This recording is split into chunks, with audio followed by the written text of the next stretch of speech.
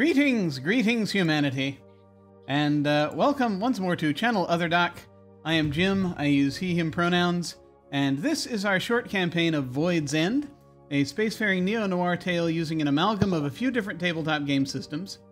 Last week, we used Jason Morningstar's Durance to help create our location, and this week we launch into the investigation, whose structure will be following Dirty Secrets by Seth Ben-Ezra of Dark Omen Games.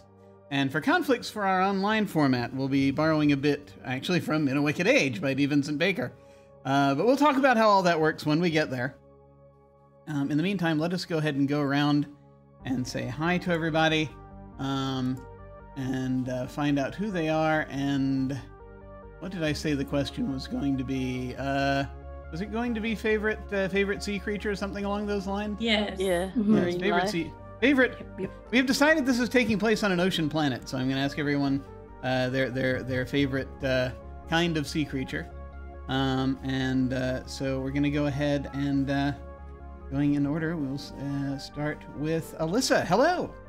Hello, it is I, your friendly internet spinner of yarns and teller of tall tales, and you can find me online at Shawl Tales. My favorite sea creature, if you have been around for Durance and Dark Matter, you know it's penguins, but also because it looks like a beautiful alien creature, the Feather Star. I have to look that up. Give you all a moment to Google it. Yeah. Yes. I'm gonna quietly type that in here and pretend I knew it was. Yes. Crinoids. My God. Okay, yeah. That definitely looks like a What the devil even is this? Is it Feathery like thing. feathers? Yeah. Yeah, it looks like what you think a biblical angel would look like. Very clump of feathers, many eyes. This looks like the final boss in the ice level of the game I'm playing. I mean, easily could be. I'm not sure. Where is it? Awesome. Excellent. No, that's awesome. I have not thought about those. But it's you see them every now and then. It's like, oh, that looks like a documentary, and but let us now head over to Lloyd. Hello. Hi everyone, my name is Lloyd. You can find me at Drug Dwarf. I have nothing else directly to add, but my favorite animal of the sea is the one and only, the undisputable, the cockroach of the ocean floor, the shrimp. Because it's delicious. Those are delicious. Yes, they are. Very fair. Awesome. And now we will head over to Darcy. Hello. Hi. Darcy, player of tabletop games. Lover of all things nerdy. You can normally catch me on Instagram at OG Hijabi Barbie, where I do most of my cosplay stuff. And I think I was struggling because ever since I watched The Meg, I've been terrified of the ocean.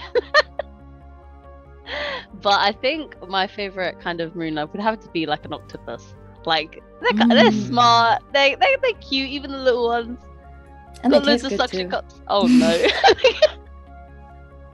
I'm not gonna lie, I've had a takoyaki here and there. Exactly. You don't think it's in there, but it's in there. It's there. It's hidden with the batter. But I think they're smart and kind of cute. They're the things I'm least afraid of. I've had a long list of things to be afraid of. Perfectly fine. And finally, we will head over to our investigator, Casa. Hello. Hi, I'm Casa, Wilding_ on Twitter, and like all these lovely people, I love tabletop games and games in general, just enjoying time by myself or with friends. And my favorite marine life is a shark. Me and my dad really like sharks. We think they're cool. So yeah, the fact that they have to keep swimming is pretty cool. Awesome, excellent. It's, I mean, you know, it's we nowadays, many of us who are of the, especially those of us of the American persuasion, we have an entire week dedicated to them, apparently. But any reason to celebrate anything? Yes, apparently. Granted, it's a thing that's shown everywhere. That's shown everywhere. So I'm sure it's not exclusively an American thing. But I think anytime I've tuned in, those are the accents I hear. But who knows? Who knows? I recently played a game called Abzu, which is a lot about exploring the ocean floor. And there's also there's a little sort of a plot driven up in it as you play this diver going through, trying to uncover information about something. So you'd think I was exposed to a wide range of sea creatures in that, and I'm trying to think if I had one that I particularly favored.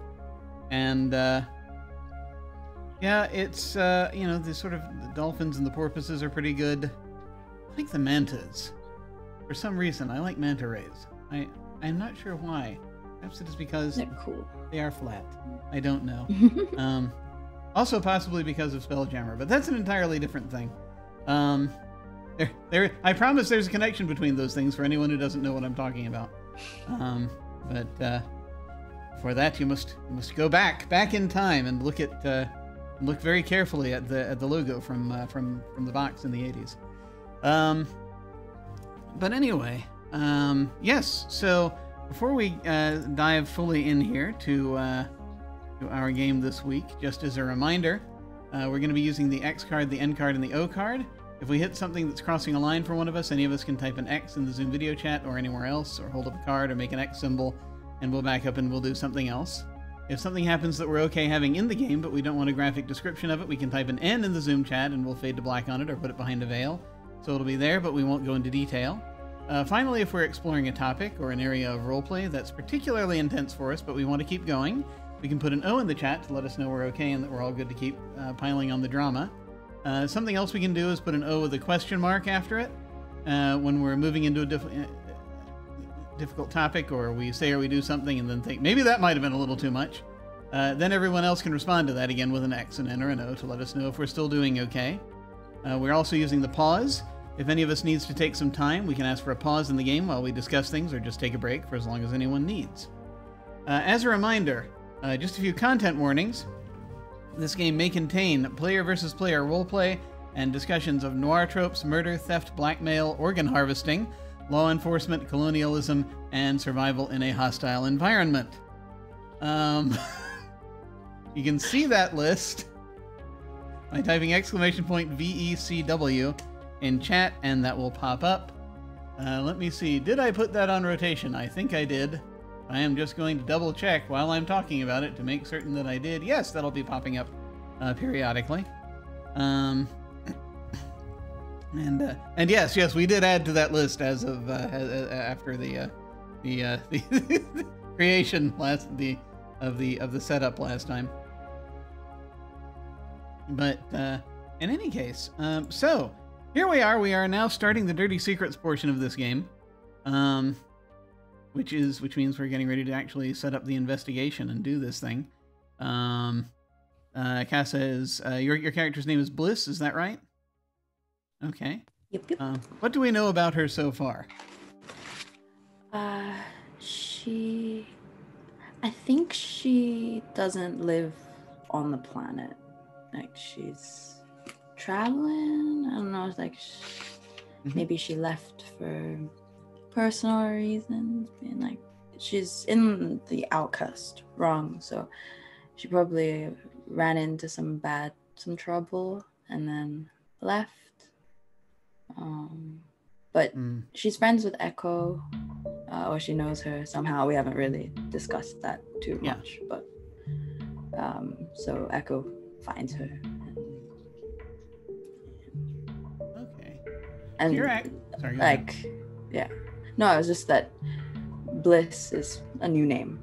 So because when they go to the planet again, they'll get new names, new identity and stuff. May I ask a question? Does Bliss own a ship?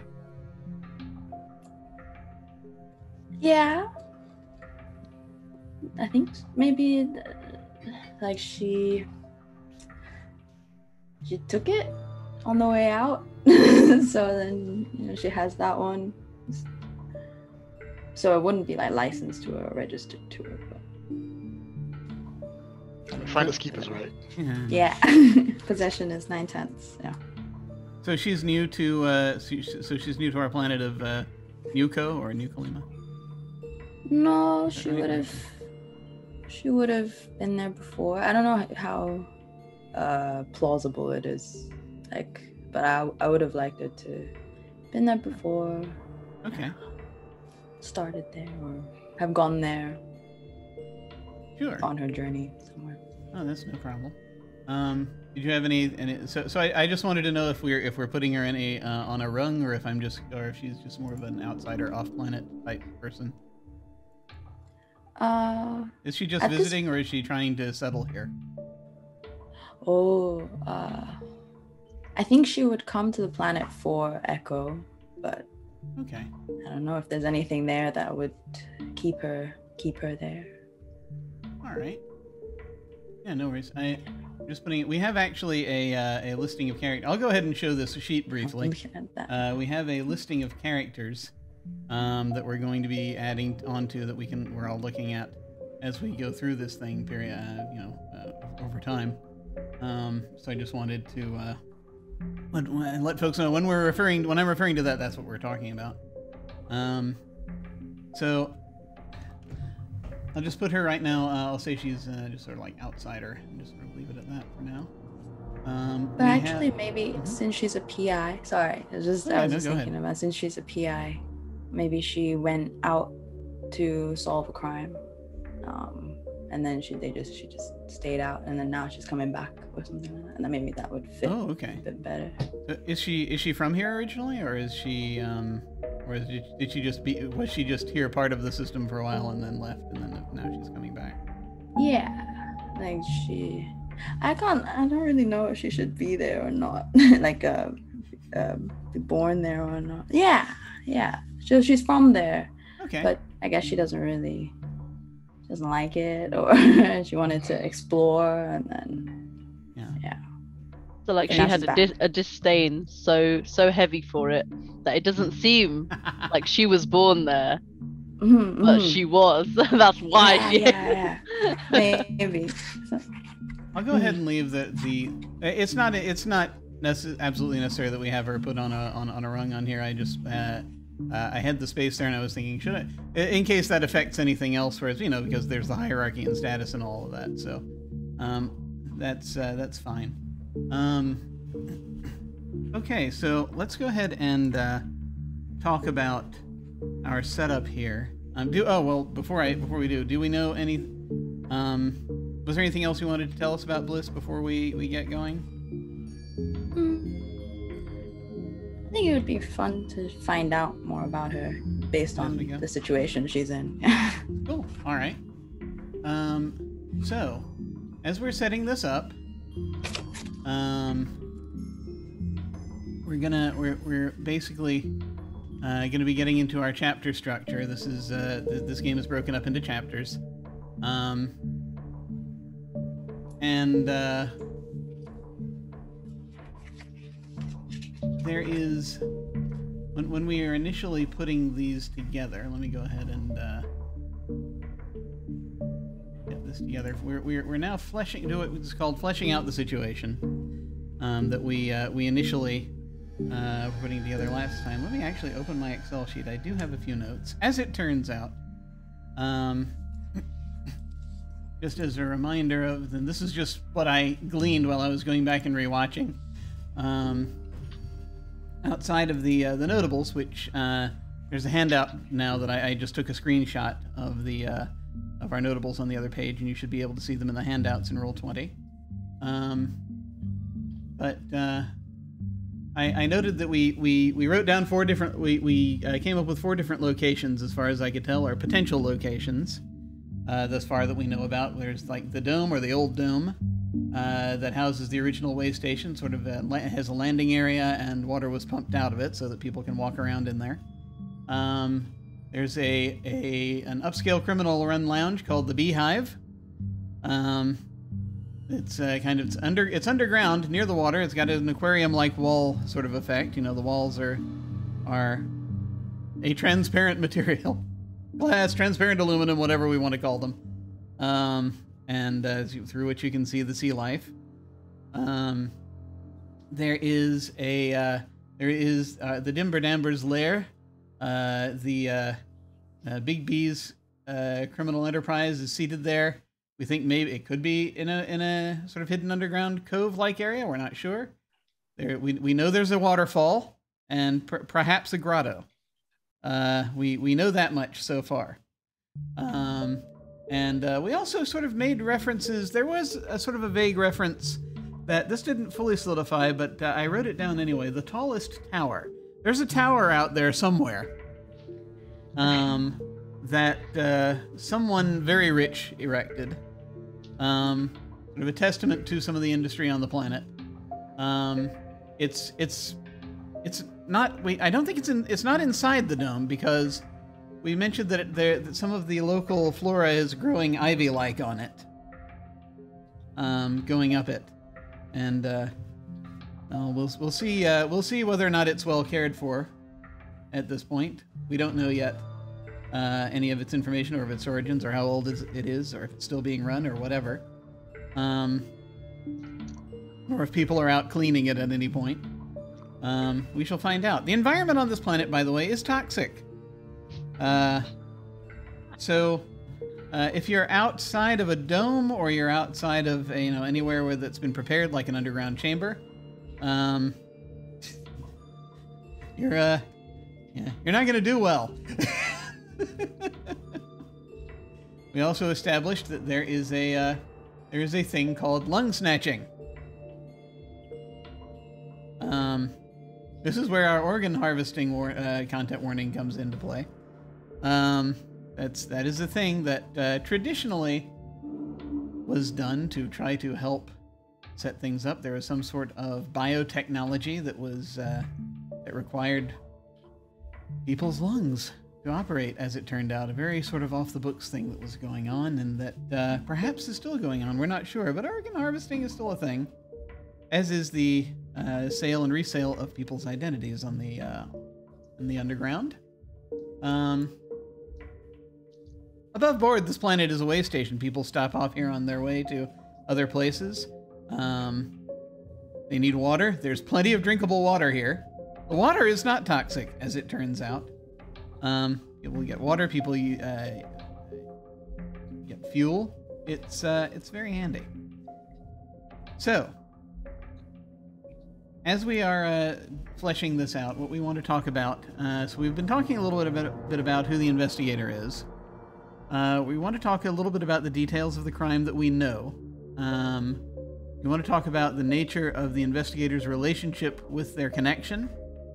And we want to talk about what happens to bring the investigator into the case. And we will then play that out.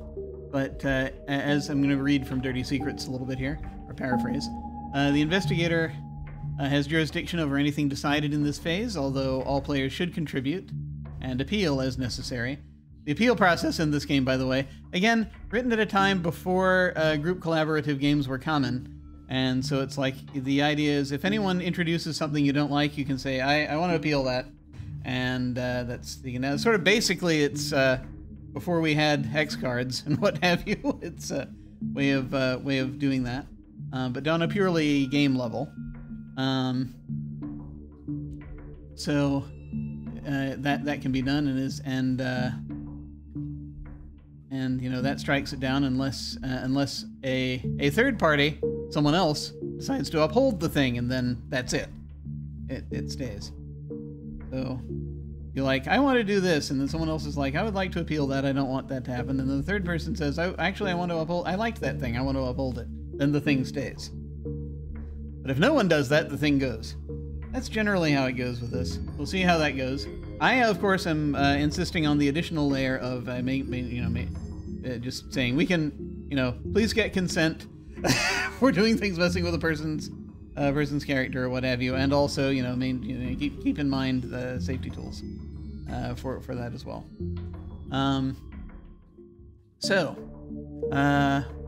Let's see. The starting crime must occur no later than the first time the victim is physically present in the sequence. Okay, we already have that.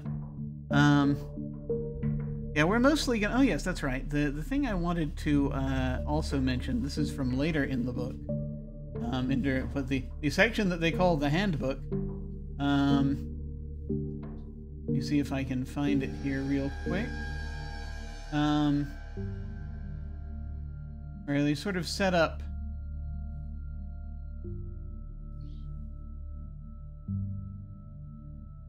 how this goes under the game setup. The final part of the setup requires the group to flesh out the situation. This is quite possibly the most important part of the setup. In this step, you need to make the raw material that was created during the rest of the setup and mold it together to make a coherent situation. You look for common links between the characters that we establish, and the group should brainstorm some justifications for why these characters are connected to each other. What are some specific details of the crime? What is a possible motivation for the suspect? And try to come up with a bare-bones theory of the case to get the story moving. Keep all relationships on the surface. Everything you develop should be publicly available to anyone reading a newspaper account of the events. Or, a news feed of some kind, I would assume. They talk about fleshing out the investigator. What's their personality like? Do they have any personal connection to anyone involved in the case? What motivates their desire to investigate the case? Are they related to their connection? What's the rest of their life like? Did they get involved with the case? And again, we're going to... details that are going to come out as we go, some of it.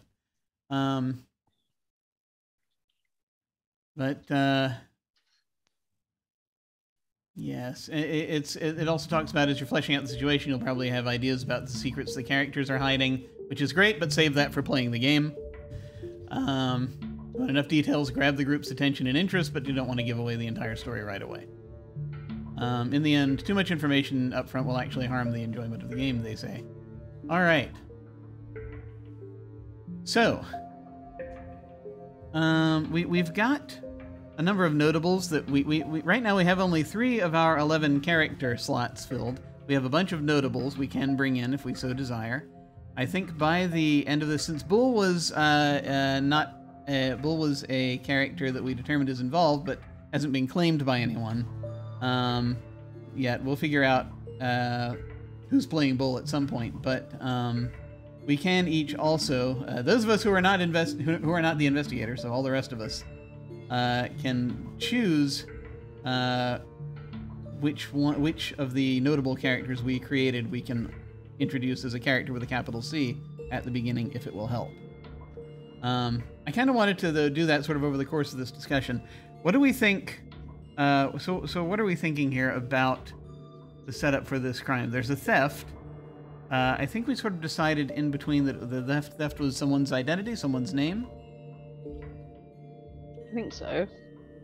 I don't think we agreed exactly. We gave us some suggestions. That's fair. We didn't actually agree what the theft would be. There has not been an agreement yet, so let's. So I guess now's a good time to do it. I guess let's go.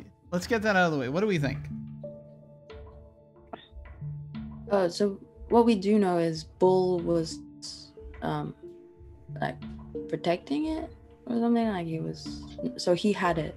And no, because if it's a name, then well, it's special. So there are 2 ways we can go about this. If we're not going for a name, then it's something Bull was protecting that was stolen from Bull, and Bull needs it back. If it's a name, then it's something Bull let slip during a situation or gave it up in a way that I need back. Or it could be a recording that Bull is keeping that has the name on it that's been taken. Because that would make even more sense, because then you have a tape. You have a black tape like Escape from New York with all the data you need on it that people need to get, and they can't get their hands on it, don't know what it is, and like, what even is going on. That's also another way you can do it. It's entirely up to us how we want to phrase it, whether it's something that's heard or something that's recorded.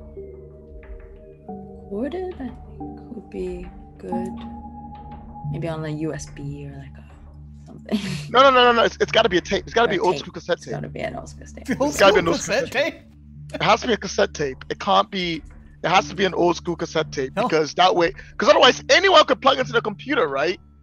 It means that for one thing, the person that's getting it needs to get a specific thing Player. to read it, Mhm. to hear it. So that brings in that extra angle for the detective to come and look for it. It also means that it is old technology. So whoever put it on there is someone who respects old technology, which is also another angle that Mhm. the investigator can go on. It's like there's a lot. It's a lot more interesting when it's a tape. Just an old tape in the middle of space. Yep, just vibing over here with tape. Yeah, I like that.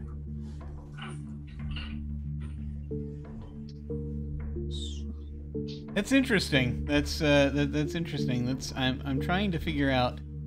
I guess people might use it if it's so that it'd be something that they would use as sort of a secured thing, right? It's and something that It's analog. it's analog. You're not necessarily expecting it. Unhackable. Oh, You right. can't hack it. Yeah. I mean, you can hack a cassette tape, but not the way that you can in the future.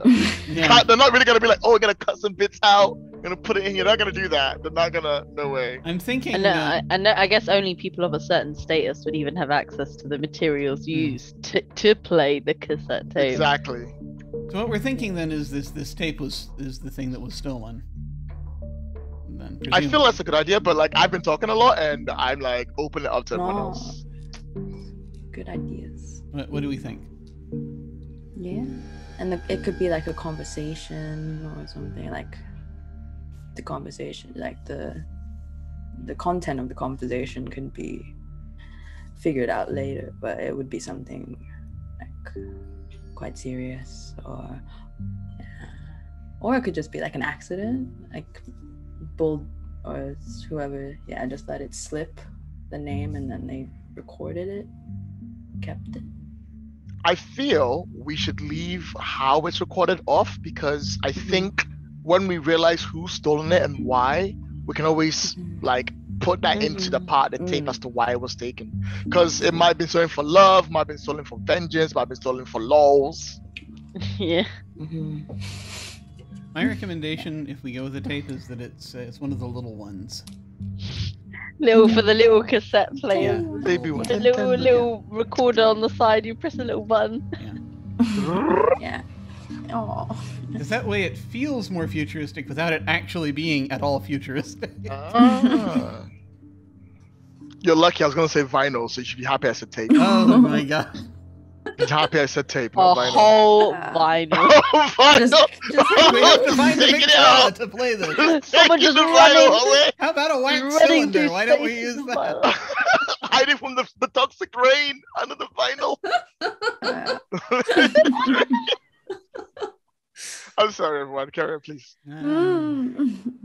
Give it to someone to keep safe, and they fold it in half and stick it You're somewhere. like, no! Why would you do this? I think wasn't it in an episode of Red Dwarf, they eventually explained that the reason that society had CDs but then went back to videotapes is because everyone kept losing the CDs and the thumb drives and everything. You needed something big that you could remember to hold on to. I mean, people are using vinyl again, so I guess it makes sense. I mean, it's happening. Coming back. Yeah. Alyssa, was there something you were wanting to mention? Or how do you feel about? I mean, it is Echo being accused of the possibly of this crime. So. It makes sense to me. Okay. And I mean, you know what? Actually, the funny thing is, Echo's probably one of the few people in this way station who might also make use of tapes like that. I feel Echo has a vinyl collection. I feel like Echo's the kind of person that would have classical Earth music. Yeah. And it's Like just a Skrillex on vinyl. reprise call on me. I don't know. Like the cheeky girls. Like Ed Sheeran. I don't You know. know I that? believe It's I just have a Ed box Sheeran of on cassette vinyl. tapes in this room. Well, there we are. Cool. Okay. Well, that works there. So okay, so are we good? So we're good with that. Where the idea is it's the thing that was stolen. It's a tape with a conversation on it that probably reveals something about someone. And we think that was stolen. That Bull was supposed to be protecting, and it was stolen from Bull. Is that? Yeah. Yes. If Bull is the one Bull looking for it. was Oh, actually, that's a good point. Bull is the victim, right? Yeah. Okay, cool. So it could be something that Bull said, or it could be stolen from Bull. We can go either way. Yeah. Well, and this is the thing is Bull has to talk to pretty much everyone in the criminal empire, right? So it makes sense Easy that Bull would. access. Yes. conversation between Bull and someone else. Somebody. But I mean, I would say, considering what we know about Bull, it's either an important and or conversation, incriminating conversation. Not that we don't already know he's, the second in command of the bad guys, but a significant conversation with him or possibly pertaining to Big B, which means if it's out or gets out, his butt is going to be on the line one way or the other. I think it can easily be speculated that it's about somebody important. Yeah. Could be Big B, could be the governor, could be the... Could be both. Could be both. Could be the judge advocate. Could be the... Right. It could be that he's not here somewhere. going to tell people what exactly is on this tape, just that it's an important tape that he needs to get back. It also makes it easier to hire an investigator, because they're like, hey, investigator, give me this tape. I know you can't play it. So I ain't worried about that. Fair. You can't copy it either. Where you gonna get a tape recorder? That's what you get. So I think part of this question then is where are we with in the process? So Echo is a suspect. Why do we think Echo is seen to be a suspect, or is Echo seen to be a suspect yet? She's always dealing with these kinds of things, right? So This I think is she would be the true. first. She would be like, even if it had nothing to do with her, she It's would probably be the not a first. secret that she is the person to go to if you want to buy or sell information. So, it seems like it would make sense if she has immediately become the prime suspect. Also, Echo might have a tape recorder. Yeah. So Which is if she didn't do it, the okay. person might come to her. Middleman.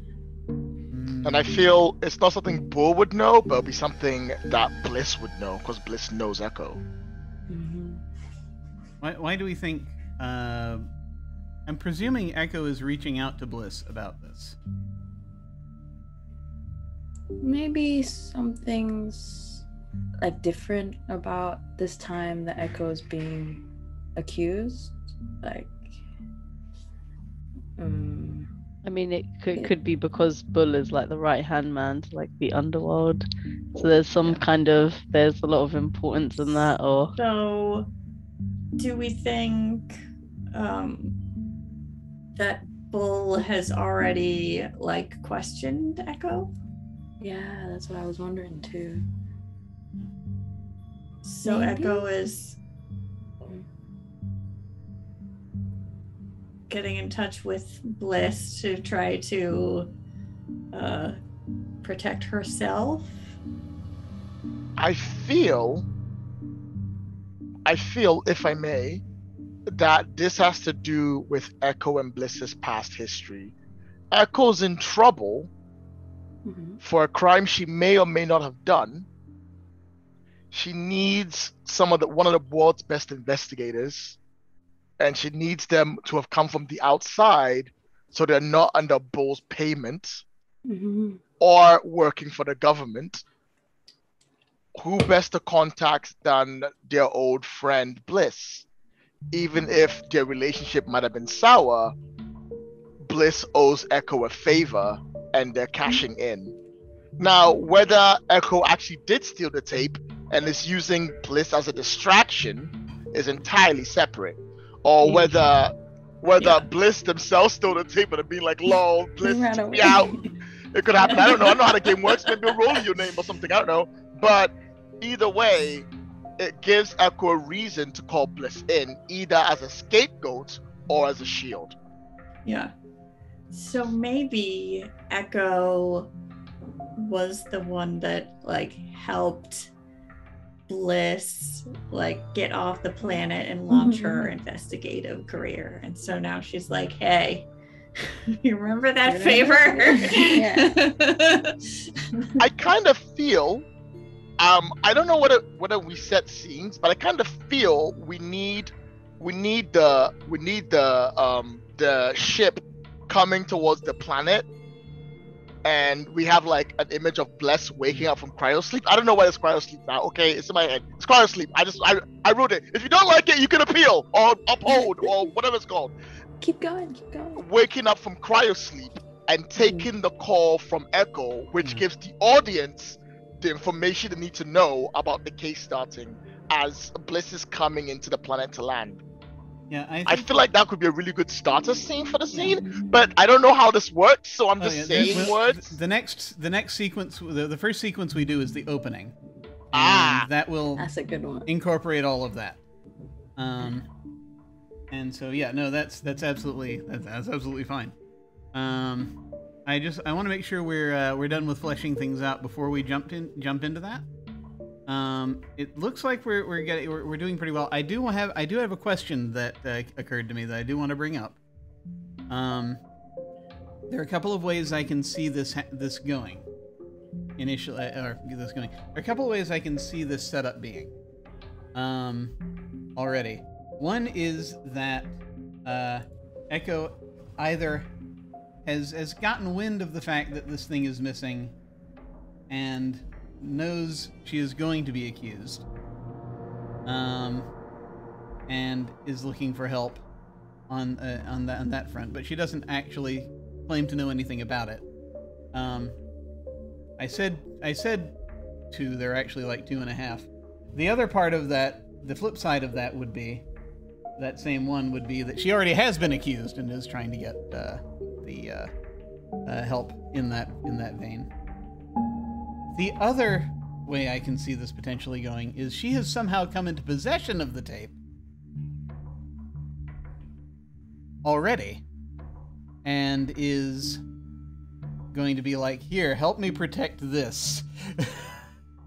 I didn't take it. I don't know who did, but I've ended up with this damn thing. And if I am found with it, there are going to be problems. I'm going to be accused of taking it. I don't want to actually have it on me when this happens. So that's another possibility if you want to take that route. These are suggestions. Ultimately, this fleshing out sequence is it's up to really if Casa decides she likes it or not. Actually, because Casa's got jurisdiction right now. But we want input from everyone, and also from also Alyssa about this being that you're going to be playing Echo. But how do we feel about those options? Do any of those things sound reasonable, or what sounds the most reasonable? I think to help with figuring out those is to see what the punishment is for having it. Like if it's like if Echo has it already and she's being accused, then how is she still working or doing something when, like, I don't know what the punishment system is, like the penal system is on this planet, right? Like, May I? Do they go to jail or? May I? Well. I have an idea. Oh, yes. The lowest ranking, it's jail time. Then there's you lose your lungs. But I think the worst crime, which is reserved for that only the underworld people do, is that you touch grass. They take you outside. They lock you into airlock. They push a button and you're pushed outside into the toxic air. That's cruel. I feel like that's like the underworld's like, okay, we need to make someone disappear. We send them outside. Yeah. Like with like no protection, basically. Yeah, From... nothing at all. Just You melt just into melts. the Yeah, atmosphere. send you outside because it makes it really cool. Because if we need to, if Casa needs to do like a really cool scene, they could go outside for some reason with a shield on to pick up something important for later. Oh, yeah. But that could be like the punishment that you have to go out. I wish there was it's not walk a plank. I'm trying to think of like a really good phrase for it for going outside and not Get touch spaced. grass. Touch grass. Yeah, touch grass is good. It's very, you know. Yeah. Touch take- grass is good, except that it's It's mostly very water. take him out back. Touch water. Take them out. Don't be sleeping with the I mean, there's fishes. always, take them for a You boat get ride, airlocked. or Take you for a boat ride. or Right. Why don't we Yeah. take this outside? you're going for a swim, or The last thing you ever That's want to hear my on choice this of it. planet. That's my idea of what the punishment would be. So Yeah. for Echo, if that's the idea of punishment we go for, the punishment is essentially sent outside to breathe toxic air and go back if Big B Ooh. finds this out. or maybe 'Cause there's it's like an this, underwater punishment. maybe there's like a strip of land that's because there can be strips of land on this planet. There is dirt Some on this rock. planet somewhere. Yeah. But maybe there is like a strip of land, an islet or something, where they just they haul people out and they toss them off the boat and they just leave them there. Okay. But basically, so euphemisms like that could be like, you're having a beach day.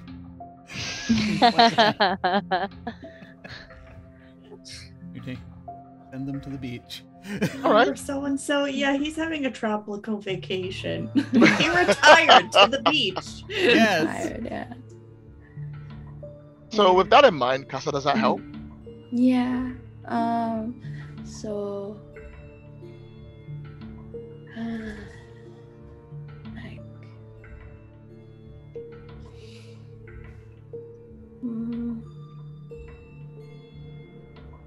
I don't know, because I mean there's so many brilliant minds here, and I feel like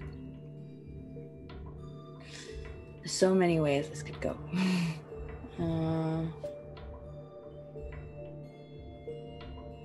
So what feels the most dramatic to you? Like Bull has already questioned me and I need you to help me clear my name, or I have this table ready and if he finds out I'm gonna die. Could it not have all of that? So you start out, you heard, Echo Right. heard that something's happening, and then as she comes or something, then Bull interrogates Echo, and then she finds that she has it, or is that too much? That's like everything happening. May I? Mm-hmm. Well, why don't we timeline it? Why don't we say that we'll say it started off with Bull interrogating Mhm. Echo and Echo didn't have it, but Echo is going to get it in 2 days. Oh, something like that, yeah. So Echo like in 24 hours, Echo will have it Mm-hmm. because someone is bringing it to her. She already made the deal, so she's getting it, and that's what she's telling you. Mm-hmm. That doesn't necessarily mean she wasn't the one that stole it or the one that orchestrated to get it stolen. She just said, I know where it is. I'm getting to this. I need you to find out who had it Yeah. so that I don't get blamed. And that means that we can leave it for Echo to just act. If Echo ends up being the actual like criminal, we can rope it and go, she lied to you. She's always had it. It was a ploy to try and get a scapegoat or anything else like that. Because then we've got all three on the board. We've got, Yeah. she could have had it. She did have it. She's going to have it. Yeah. And I like that. And I think that also, I think she can feel free to be, at least claim to be vague about. It's like there's a contact that she has. She suspects that they're going to be bringing her the tape because she's got to meet this person in a couple of days, and she doesn't know for sure that that's what it's going to be. Strongly suspects that's what it's going to be. At least that's what she's saying now. Something like that, maybe. Yeah, I like that. That's cute. Cool. All right. I think we're almost there. So I think all we have left to do is just to figure out, like I said, well, we just want to figure out what. Now, we know which character Alyssa is starting out with, at least as far as we're filling out character cards, right? We can fill out 11 with them. 11 of them. I know I have more than 11 spaces for them on the little sheet we have, but that's just in case we run over, which is fine. I don't. It doesn't bother me. Again, Bull was one Casa created, and so we'll figure that out in a second. But we can each, Lloyd and I and Darcy, I think, if we're good with this, and also, since you're supposed to start out with, like, at least a couple more characters on the board. Not on the board is... We have a board, so I shouldn't say that. Out there. Then I'd like to say pick which one you want to have as a character with a capital C.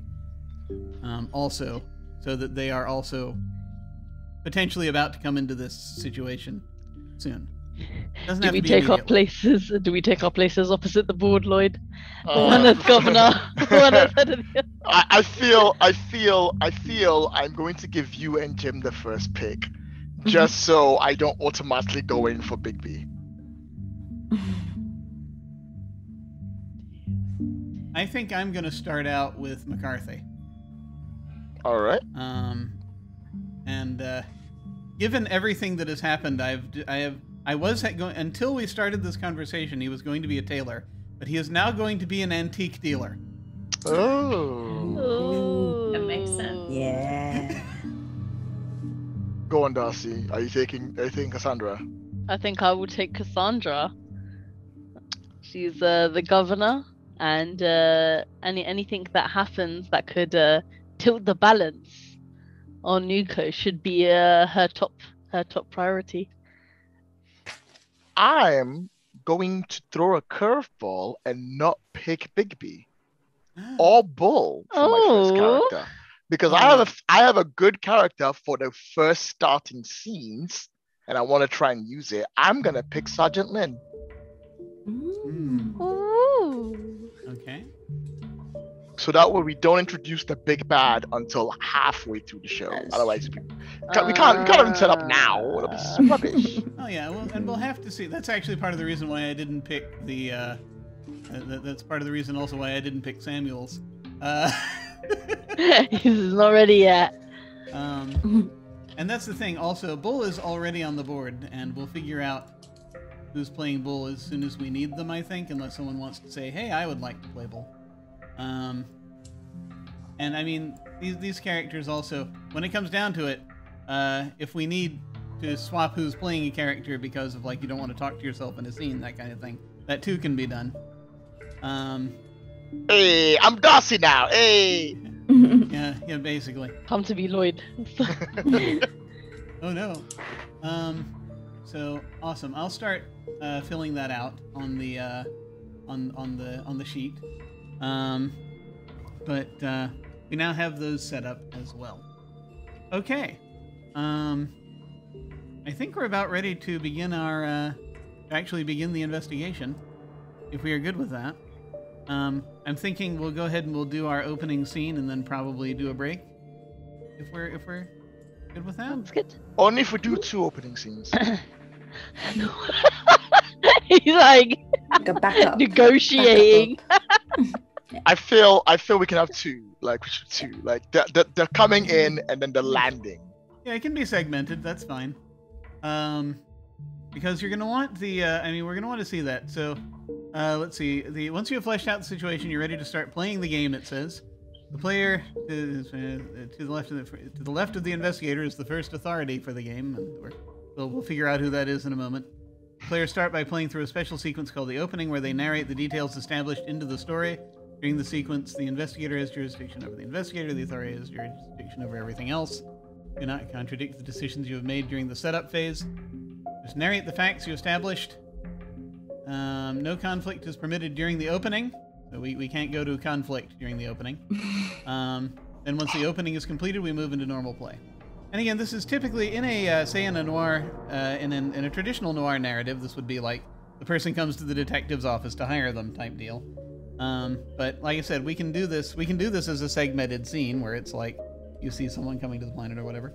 Who shall we start out with as authority for this one? For the opening scene. Could you once again detail what the authority does in the scene? Okay, so the authority is basically like the GM for a scene, with the only exception being people can appeal. Remember, it's basically they're in charge of setting it up, but you also can draft people to play characters during the scene. So like the authority has primary responsibility for providing conflict, setting up the portrayal of the characters, generally giving the investigator things to do. The authority role rotates during the game, obviously, but so person to person. But when you are the authority, you are basically running the scene. That means that you can't be a character in the scene if you're running it, right? No, you can. You can portray characters in the scene. Okay. Also, but it is helpful to have if people have dedicated character or. I like there to be dedicated characters because it helps reduce the brain traffic. I will say.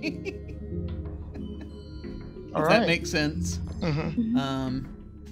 If no one is absolutely dying for it, I'm happy to start the narration. What's called the first scene? I felt like you had an idea for how you would like this to open, so I figured we'll just hand you the gavel. Set this up. If you are so inclined, let me transfer the gavel to you on the screen. I have a little graphic for it. There it is. Okay, you now have the gavel. Oh my god. It's a virtual gavel. I have all the power. Yes, good. Yes, gravel. Yes. You speak immediately. Yes! Yes!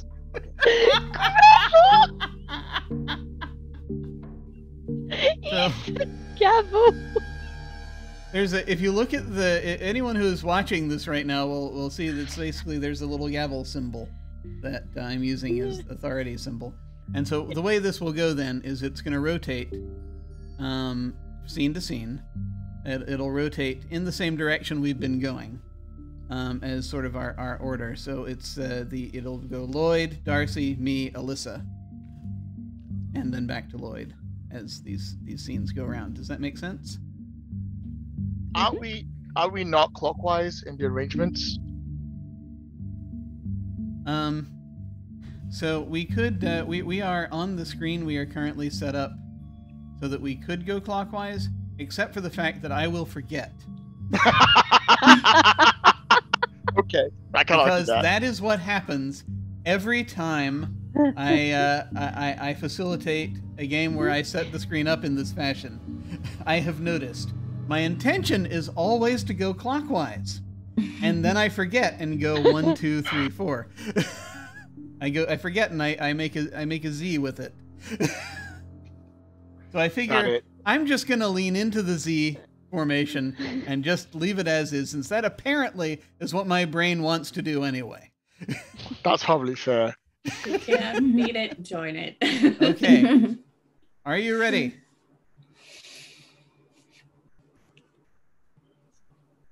How do I start this again?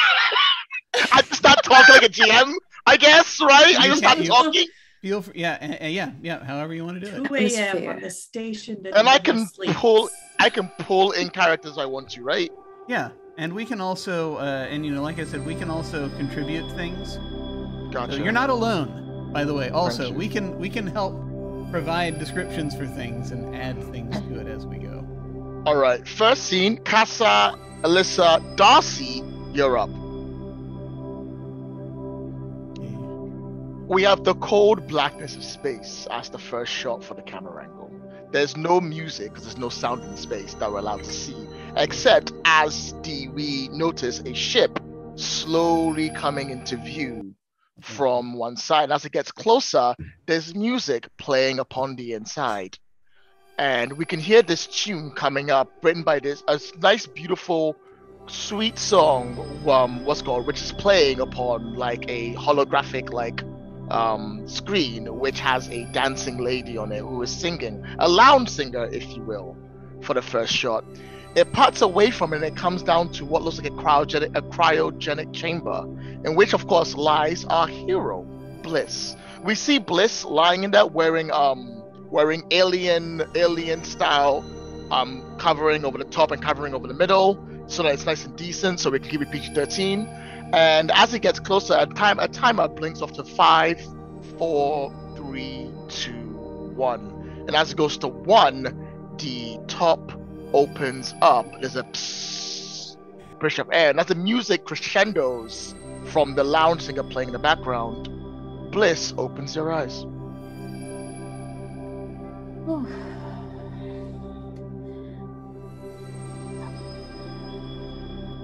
Just out of character, but have I already been called, or will I be called? You've as you open your eyes, there are 3 things that I noticed. One is that there is a news bulletin on the far side, and the second one next to news bulletin is that you have an incoming call from Echo. Well, let's see what this one wants. Echo, you haven't contacted me in a while. What's up? I know, Sugar. I promised I'd give you your space, remember? Yeah, this doesn't seem like space, but I'm here. I'm listening. I need a favor. When haven't you not needed one? No, what is it? Does it have something to do with what I'm seeing? Oh, good, you got the news. Yeah. Yeah. Something Your has new gone employment? missing Mm-hmm. from the way station. And it just so happens a contact of mine is going to be dropping off a package. I don't know where they got it. I don't know for sure what's in it, but I've got a pretty good feeling that it is a hot item. Mm-hmm. And what exactly is your place in all of this? Well, you know, I'm the person you go to if you need to exchange some hot information. Right. And you, I don't mind to say, are quite good at your job. So why are you calling me now? Well, you see,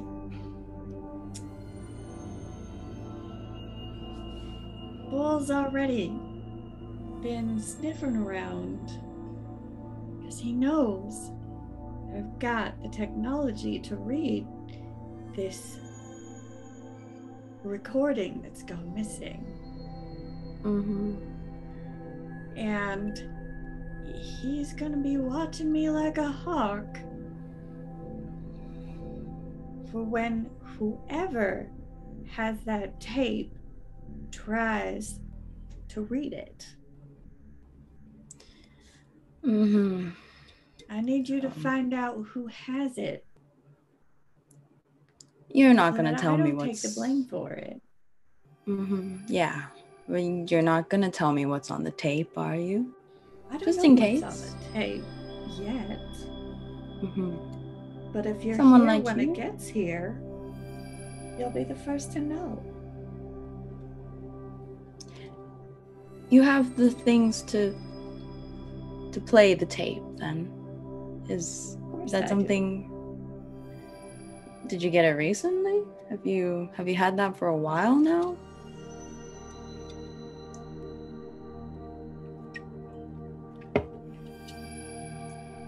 I've invested in ways to back up my recordings that can't be erased or stolen. Well, digitally stolen, that is.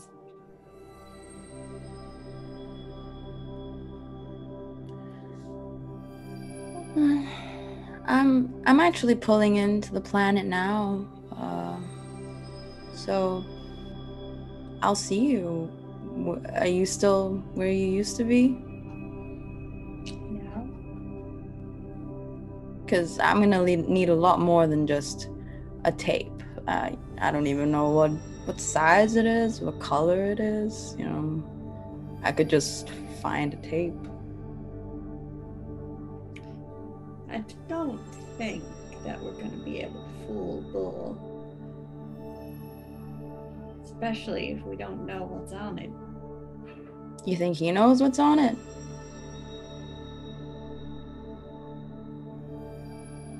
Couldn't say for sure. Yeah. It wouldn't be smart if he found out we gave him something that wasn't the right thing. I'll stop by where you are, and I guess we can ask around for me. Ask around. I'll do that. You know I've always got a room for you. Yeah. It's either that or my ship, so it's not too big a deal. Drinks around. But that was more of what I was hoping you'd say. And I mean, you're calling in a favor, or have you got some money to fund your request now?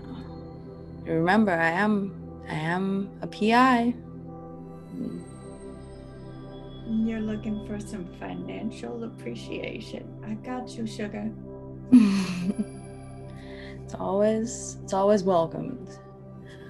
But all right. The money's in your account.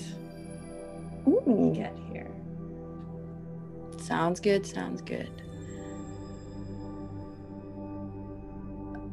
It's been a while since I've been here, but has anything changed? The more things change, the more they stay the same. That's true. Water's fine. Mm-hmm. Water's still fine. Oh, no. That's to be expected, isn't it? Don't you worry, I got a room with a view. Good to hear. Also, I've been out for so long, I don't really know. Who is this bull? Should I be looking out for anyone? The Dimber Danvers, chief of security. Yeah, figured as much. So it's not above board then, I'd guess. This whole situation. But it's only a matter of time before the governor and her henchmen and women folk get wind of it, you know. Absolutely. Secrets don't stay secret for long around here. Yeah, there's not much else to do, right? Can't go outside. Just entertain yourselves. Yeah. You get a ping on the machines asking for your landing procedures to be ready for. Oh yeah.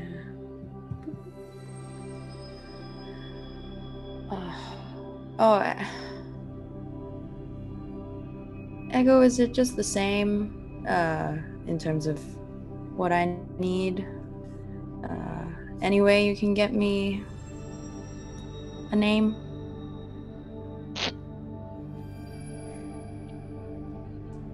To where while you're visiting? Sure. While I'm here.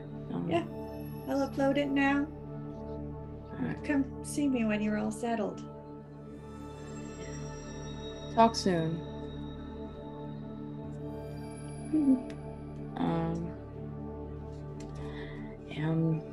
Bliss is just trying to type away at and input, and I guess just looks out the window and takes in the place that she never really thought she would come back to.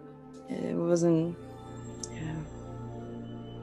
We have a shot of you looking out the window, and it's the first time we see the planet and its beautiful blue glory all over. Window, even though the air is toxic, you can still see the blue light coming from within. And as you begin your descent, the news bulletin pops up where we have a message from the mayor, Cassandra, speaking about the rise of crime in the city, and that's the sound we get as you're going down. If that's okay by you, Darcy. I'm rocking and rolling. People of New Kalima, I know that these times are hard, and tough situations can lead people to make such let's say terrible mistakes. But you should know by now, we have a strict policy here on New Kalima, and anyone not adhering to our standards will be promptly ejected from the planet. I'll say ejected loosely as well. And as you're coming in and going on, we have the final shot of the Dome City with the tallest tower standing at the very top. And then the title card will come up. Whatever it may be. Void's End, the Sunken City or something. I don't know what the title would be.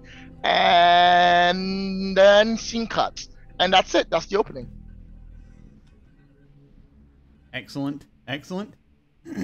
Yes. The Sunken City. titles are generally decided after the episodes, but that's cool. We'll that's Look, listen, it's great. No, I made it up. You don't have to stick with it. That's fine. Yeah, that's what. No, it's great. It's less work for me. Okay. I love that. I just imagine kind of Castle just pulling into the pilot seat of the ship, as sitting in, and it kind of the space music, that kind of synthesizer 80s. Dun, dun, dun, dun, dun, it's rising in the background. Void's End. And it fades into the sky. Yes. Gotta have a rise up over the planet. Nice. All right, yeah. Awesome. Double's over. Catch it. Yeah. All right. We shall. We're going to take a quick break, if folks are good with that, and when we come back, we'll get into the meat of the investigation. Hey. We shall be back in a little bit. See you soon.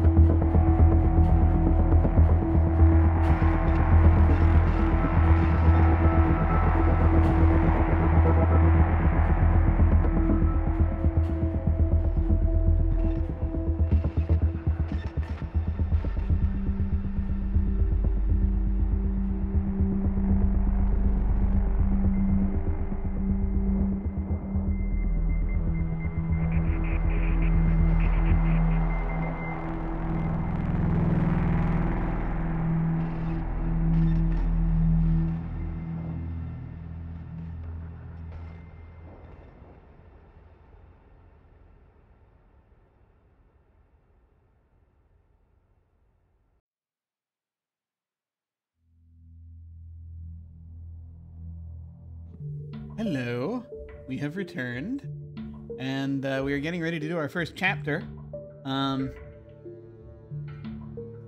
So in Dirty Secrets, the way chapters are structured, you have just read from it again. When you begin a chapter, you have to select what sort of sequence that you're going to play. Overall, there are 4 different types of sequences in here that we have. We have the investigation sequence, which is mainly what goes on. Most sequences in this game are going to be investigation sequences. You have, and that is something that either that is something that the investigator can propose. It is also something that the authority can propose. You have the violent sequence, which only the authority can propose.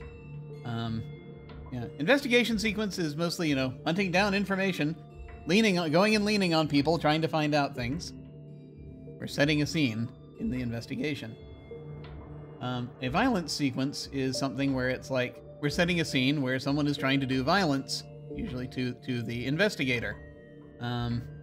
So you're being followed. Someone has a gun. Someone has a gun. That kind of thing. There is the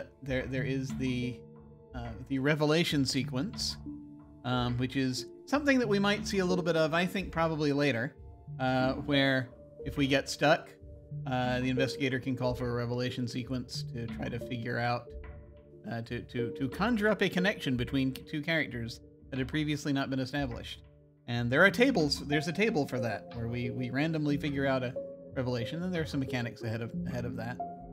And then there is the reflection sequence, which is actually, I don't know if I should even describe a reflection sequence right now because we don't need it yet, but we have dice that will come into play during the conflict sequence. And over the course of this, it's possible to either have that one of your dice reduced or lost, and you get it back. One way to get it back is through a reflection sequence.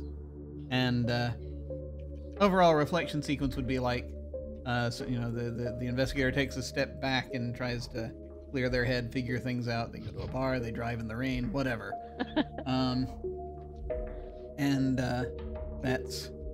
That's when everyone gets refreshed. Or at least the current authority and the investigator get refreshed. I need to double check that. But that's currently what we're looking at. So the way this works, so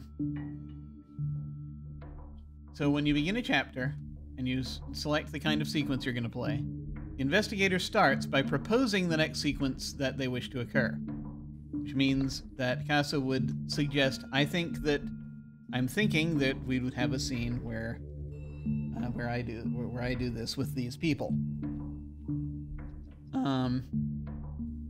And now the authority, who is our first authority, is for this chapter is going to be Darcy. Can either accept that or block with a sequence of their own, which the investigator has to accept. And so, that's where Darcy could say, well, that sounds good, but I would rather have you go and go to this particular location and doing this thing. The advisors should feel free to offer suggestions during this phase, but the investigator and the authority may not assist each other, it says. Strangely. I'm still not sure what that means. I think we've reached a point where, in the way that role-playing games work, where I'm not sure. If ever a new version of this game comes out, that line might need a rewrite. But anyway, the investigator may only propose an investigation, revelation, or reflection sequence. The authority may only propose an investigation or violence sequence and may never block a reflection sequence. Important. Or will be later. If the investigator is out of dice, or rather if their die has been reduced, because we're using a slightly different system here for the online version of this, they must propose a reflection sequence. If the authority is out of dice, they must accept any sequence proposed by the investigator. That's nothing we have to worry about right now. A revelation or reflection sequence does not end the chapter, so the investigator and authority will need to select another sequence after completing one of those. Otherwise, figure out the repercussions for the chapter, then the authority will pass will pass on to the next one for the next chapter. And that's overall how the structure is. This will make sense as we continue to play, and you'll see kind of what we're doing. The way this will work, so Castle will propose a scene, and Darcy will either accept it or suggest a different scene. And then we start doing that scene. That's pretty much how that goes. So take it away. Okay. So everyone says the best way to start investigating a crime is to go to the crime scene, right? So I would guess that if it was stolen from Bull, then it would be at their headquarters or like the club, the Beehive. So I would come in, and then I know what else. So I have to say who I would talk to, like Echo, and I guess if I see Bull, I would ask him. I usually do ask the victim what happened, right? I don't know. That's. Oh, no, that makes sense. So what you're just to be clear, you're suggesting that it's a scene at the you want to go to the nightclub? Is that the or the wherever? And Echo's there, and Bull will probably be there. That's what you're thinking? Okay. And Darcy, what do you think? And then maybe.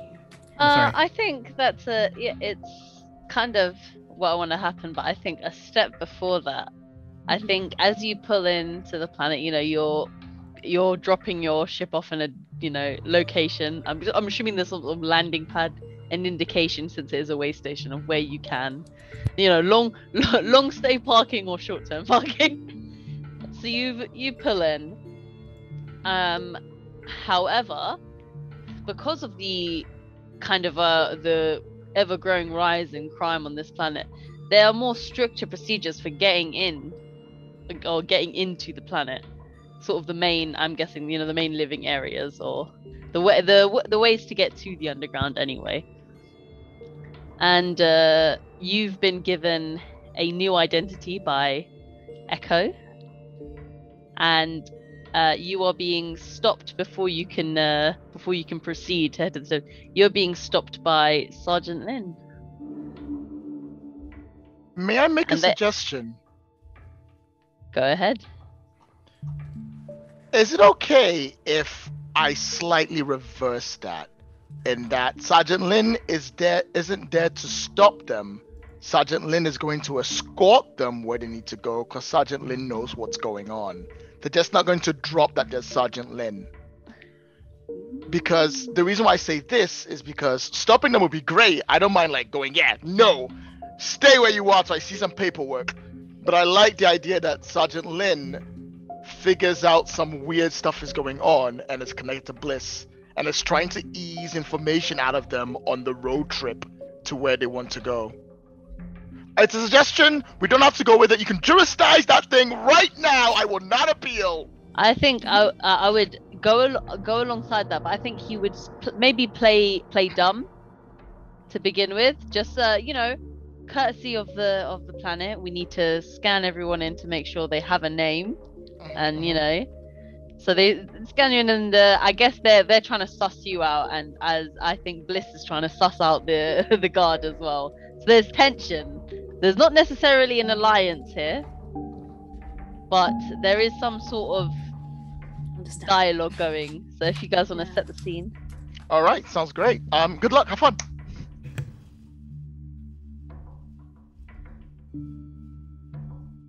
Is that everything you need for the scene? Yeah, I think. Yeah. Oh, so, do you want us to set it? No. Sorry. I was just about to say.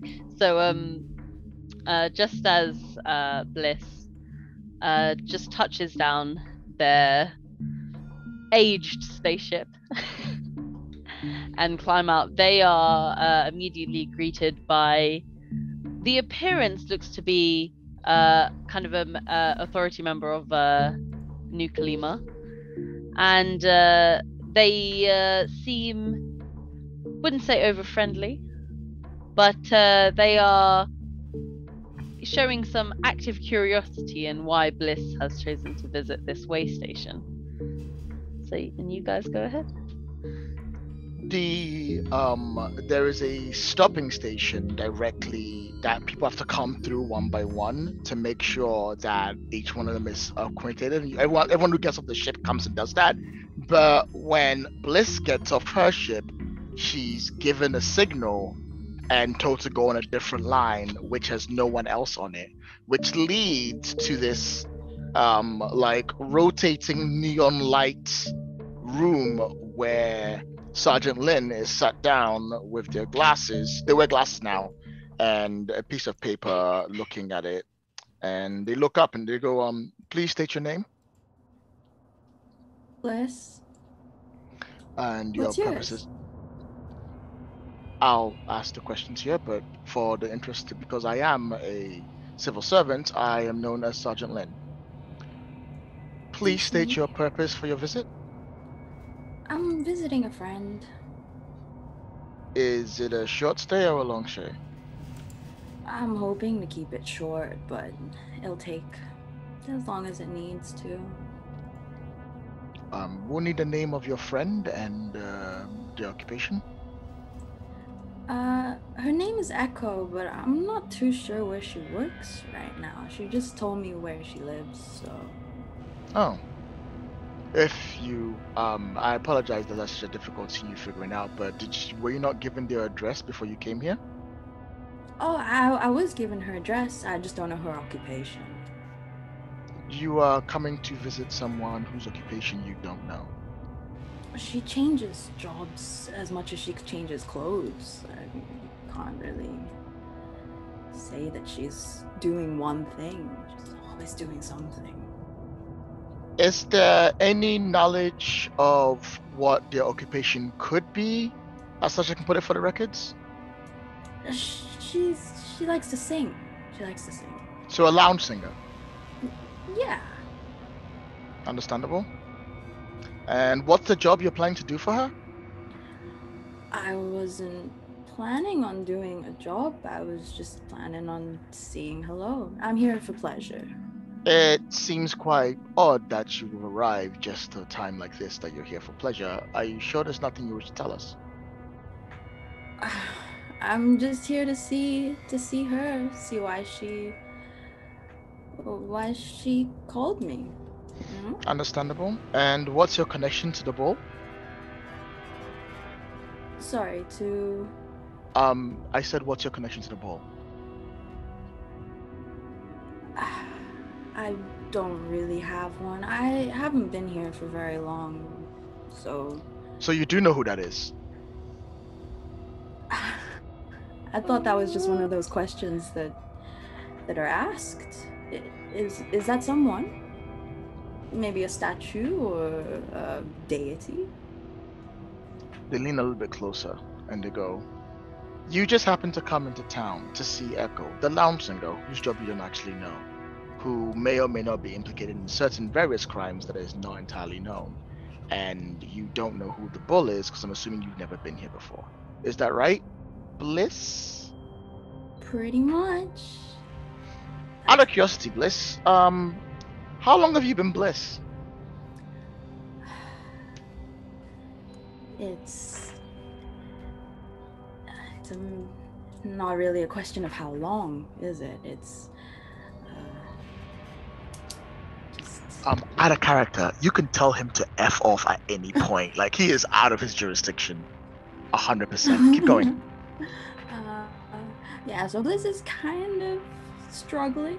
She's not really sure why, how to answer these things. She's just, you know, it's just, how long have you been Sergeant Lin, really? About 34 years. Oh, yeah, no, that's good time. You don't look a day over 25. It's a gift.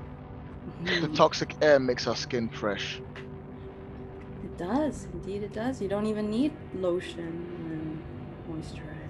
Do you think this is funny, Bliss? Associating with a known criminal? Oh, well, what is crime, really? I'm here. I've heard so much about Nuko, and it seems like such a wonderful place to visit. I want to jump in here and say, am I able to introduce a new character into play here? Yeah, sure.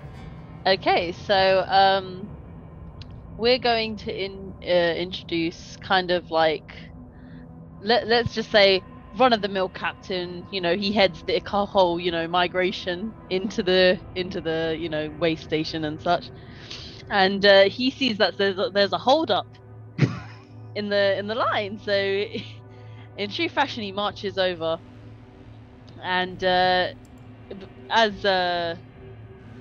as Sergeant Lin is grilling Bliss and caught in between answers, a kind of heavy pace of footsteps kind of runs into the room, and it's like, Sergeant Lin, what are you doing? Lin kind of turns dramatically, and there is their superior officer. My job, ma'am. I was just giving an interview to the currently arrived character. However, it seems my interview is over. You're damn right it's over. What have I told you about playing detective? There is a line of people here that need to be processed. Yes, ma'am. I'll get right on it. You better, otherwise we're gonna have to dock your pay again, Lin. Always playing hero, aren't we? Yes, ma'am. And then I'm not even gonna pay attention to the documents that are on the table of what the notes.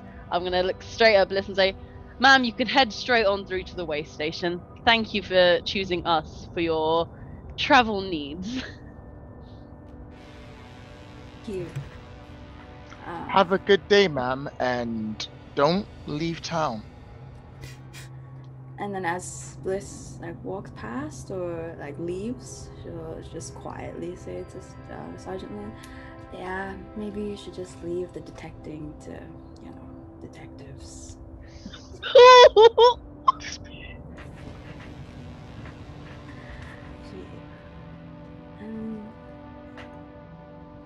Oh, is the place the immigration area? Like, Yeah. should I go back into my? I guess like spaceship from the office, there's like another entryway behind you that kind of takes you past the lines and kind of into like the main, maybe like I'd say like a promenade kind of deal that takes you in through. You have some people maybe being hauled off by mock customs officers. You have various I'd say advertisements for other ships, you know, for people trying to get off planet, or people coming in, or goods that are coming in, and kind of like maybe like a board of like a shipping kind of manifesto, kind of, you know, who's coming in and out, that kind of deal. What you do notice around you is that from maybe the last time you were here, oh so long ago, there does seem to be a kind of upkeep in the amount of security that has that you see, you know, around, and they have a kind of different look to them. It's not so rugged as you remember. It's kind of has a cleaner edge to it. Things just seem a little bit more like they're supposed to be uniform. However, it does not really match, I'd say, the clientele that frequents this planet. So as you kind of proceed through this promenade, your kind of old instincts kind of kick in, and you basically lead yourself to Echo's front, well, a location to get to Echo's. That sounds like that'd be pretty much. Is that pretty much the scene? Yeah, the kind of walking out, like kind of the wave of familiarity comes as kind of like they see, you know, what the air looks like from inside, like on the ground. Yeah. And it's just like, oh, here we go again. Here we go again. Yeah. Nice. Okay, yeah, no, I just wanted to major. Yeah, when you're ending what's the guidelines for ending a sequence, the investigation sequence, it's it either ends at the end of a conflict, or if there is no conflict, which there was no official conflict here, again, let me know if anyone wants to get into a conflict at some point soon, where it's like, yeah, but we'll deal with that. If there is no conflict, the sequence ends when you narrate a change of location or the end of a conversation. Typically, it's that kind of. But I mean, it's you feel around, this feels like this is the end of this scene. They're doing something else now. It's a different scene. So what we're gonna do is that the end of an investigation sequence ends the chapter. So the way that works is we got to deal with the end chapter end repercussions. Not a huge amount of it here, but so what Cass is going to do is you get to move the witness. That's the pawn on the crime grid. You get to move it one space because there was no conflict. So you only move it one space if there's a conflict. You cannot move diagonally. You can only move laterally. So you get to move that pawn, and you have two directions you can go in. You're in the upper corner. So you should be able to grab hold of it and move that. But okay, so what are the numbers on the top? That will come into play when when we get to a point where you cannot make a move. And that will actually, you're going to be rolling some dice when we get to there. Remember, you rolled along those axes when we were figuring out where you start. We did that last time. And so you ended up starting there and putting the victim's name, Bull, in there. And now you're going to move one space, and then there's an additional thing you will do when you get to that space. So I'll move it.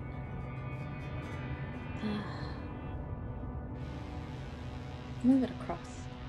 Okay. I don't know what that does. It's so you move one space. Yeah, it actually is an interesting strategy to move toward the closest suspicion box, because then you get more names you can fill in more quickly.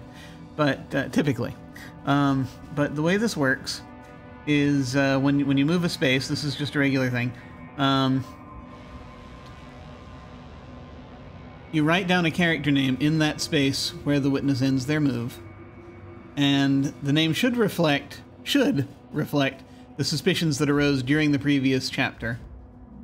You obviously cannot write the investigator's name on there. So the idea is that so you can write down a name of one of our characters on the actual the official character chart in that space. That we've met, or so you would do it. You'd grab the text, and I recommend font size 26. And you put it in that space there, and so like, for example, and we can talk about this if you want to, if you want help sort of sorting it, but like, you have reason, if you want, you could put Echo's name in there, just because that's already been established here in from not during that chapter specifically, but I mean, she came up. Or if you had a reason you think that if you think that Bliss is suspecting Lynn of anything, you could put Lynn's name in there. So that's we haven't really gotten much into anyone else. You did see the governor on your way in, a recording of the governor. So I mean, you could put Cassandra's name if you really think she might be implicated here in like something. A little egotistical hologram, or that plays on loop. But you're the shoulders, the little portrait. Yeah. Or you could like. I could see an argument for. Behind them. I can see an argument for putting Bull's name again because Bull came up. So these are, I'm just throwing stuff out here, but what do you think? Okay. Second question though, is suspect of the crime or just suspect of something? Suspected of something, which is probably, it's gonna be one of the crimes that are showing up ultimately, but it's not specific. We're gonna have 3 crimes before the end of this, so yeah, it's suspected of something. Yeah, I would, first thought is Echo, right? Okay. But I would have also said Lynn, because she was like really interrogative. Is that a word? Yeah. I mean, yeah, it's I have kind of what you want 100% narratively to connect more to the case, really. Give them a chance of being landed on and finding out that they're guilty of something. Because that's the thing. Eventually, you're gonna be rolling randomly and landing on a name, and that name will be guilty of something. Yeah. Probably be a little while before that happens because we're just starting out, but it's gonna happen at some point. Yeah. I don't know if you can see that. Echo? Okay. Yeah. All right. So that then ends the chapter. And we'll get into the more specific rules about crime resolution and all that once we get there, and about the suspicion spaces, which suspicion spaces basically involve, I think, writing down more than one name. But we'll jump on that when we get there. So that means new chapter. So I shall be seizing the gavel, and it shall come to me. Hello, gavel's just gonna appear. Now, Right there. yeah. And I actually have one in the other room, but I should have thought about grabbing it.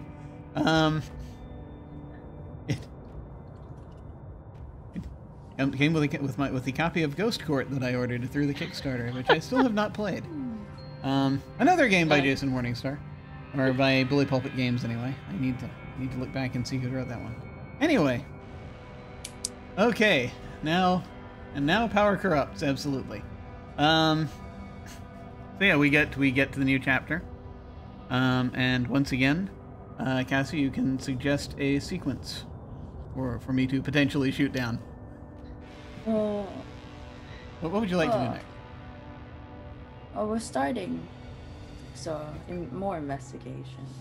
Okay. What kind of investigation sequence do you want to set up? Oh, right.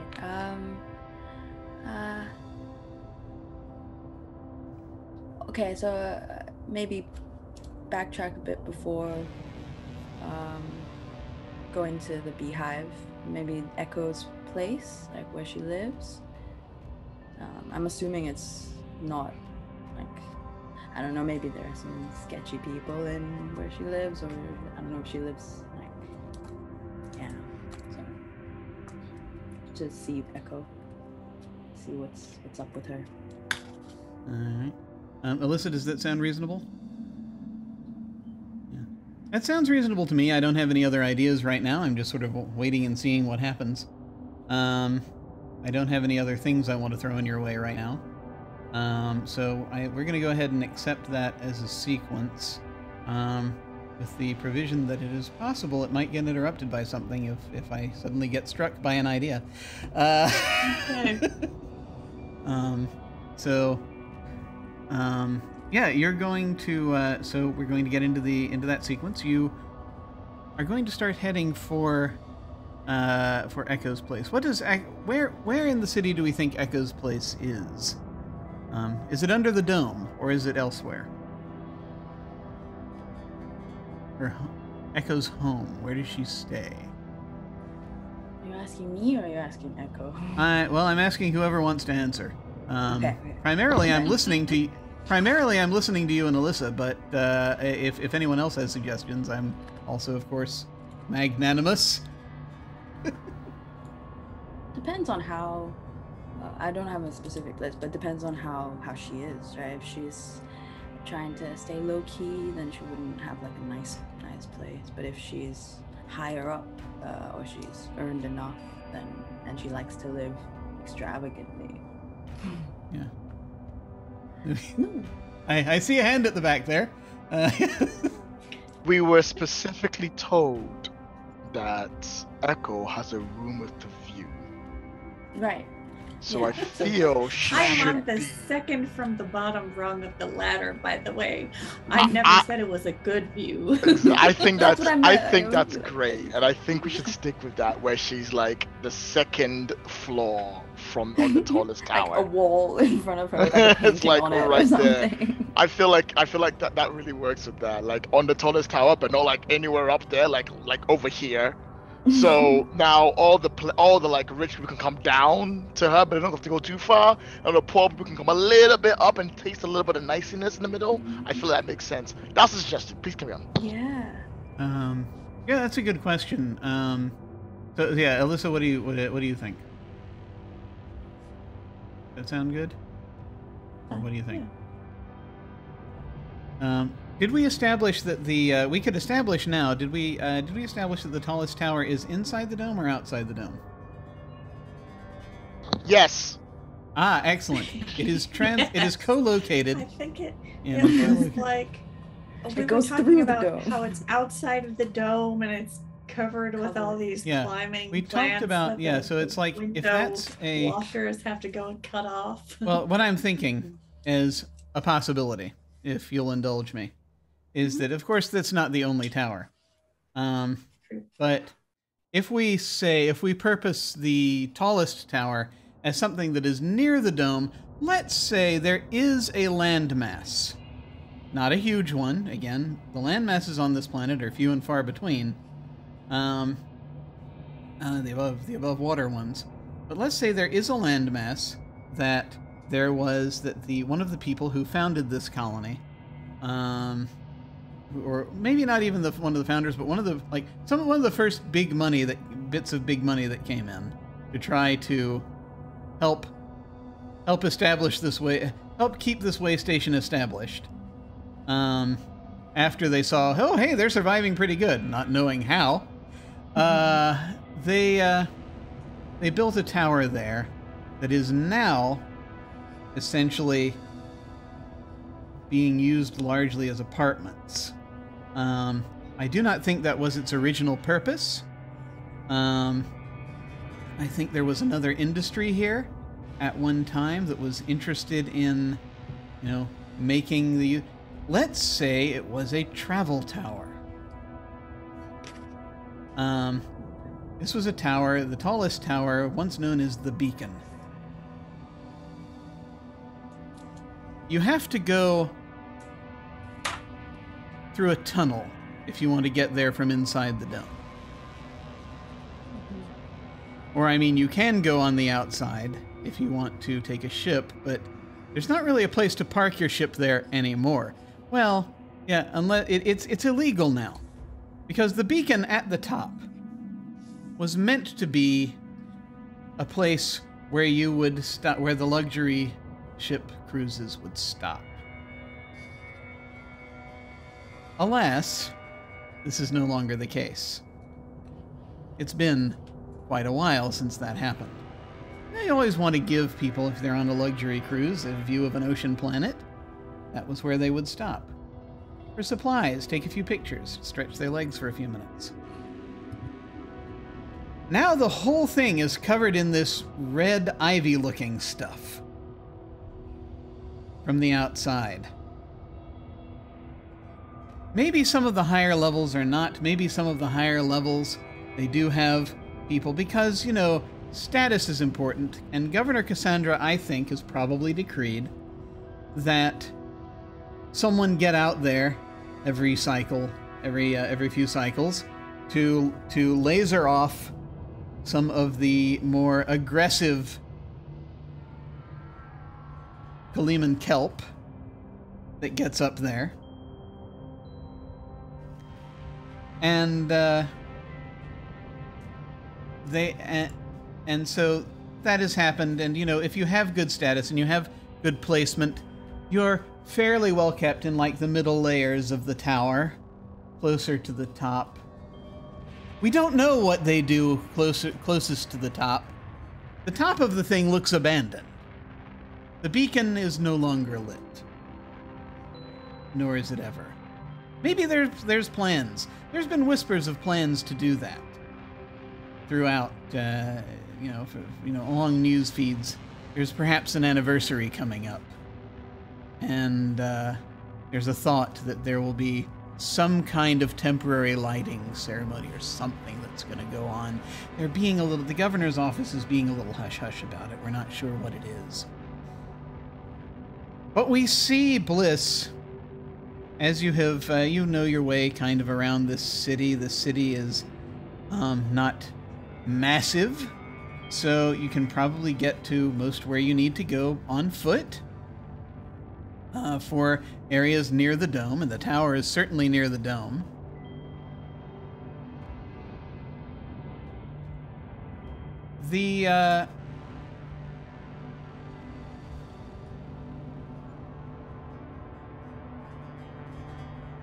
So going through this tunnel, it's kind of like, you know, if you've been through a walking tunnel, which so you see these every now and then, you see these kind of concrete looking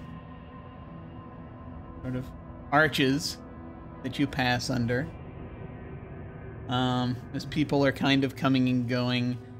I think we said this was fairly early in the day, did we not? At some point during the day.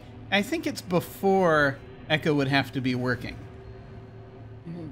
So it's at least maybe, say, close to noonish. Because Echo also would need to be awake. So... When you said walking tunnel, I thought of like the walking elevator. Maybe there's like one on the side. Walking elevator. I'm not sure what a walking elevator actually is. Like the flat ones in airports. Yeah, like a travelator. Oh, the moving sidewalk. Oh, the moving sidewalks. There are like a billion names for this, apparently. I understand now. I understand now. I was a bit confused at first. I was just trying to think of things at the airport, but then Yeah. So the flat escalators. Yeah. Yeah, I was I calling think it the I think there standing is one. escalator. I think there is one, but it is no longer functioning. May I make another suggestion on that area? Could wouldn't that be a really good place for a marketplace? I think that, at certain times of day, I think it's probably a little early in the day. What you might have are a few musicians hanging out, playing their space saxophones, as you head by. There are people walking on the broken down flat escalator as you come through, and you have people have their music cases open. There's a little two-piece band of one person with a saxophone-like object and one person with a cello-like thing that they're playing, where the strings glow different colors as you as they play. These folks in suitably goth-looking clothing, because they must flee underground during the day. Musicians must. You of a certain ilk. You make your way into the lobby of the tallest tower, formerly known as the Beacon. And there are no guards down here. It is not that kind of establishment. Maybe after you get up a certain number of floors and have to switch elevators, maybe then, but you're not going to have to go there. You're only going up a few floors. So you head in. This area internally, it's a lot of sort of looks of metal girder type things on the inside. They wanted it to look kind of folksy, as though it was some kind of transportation tower.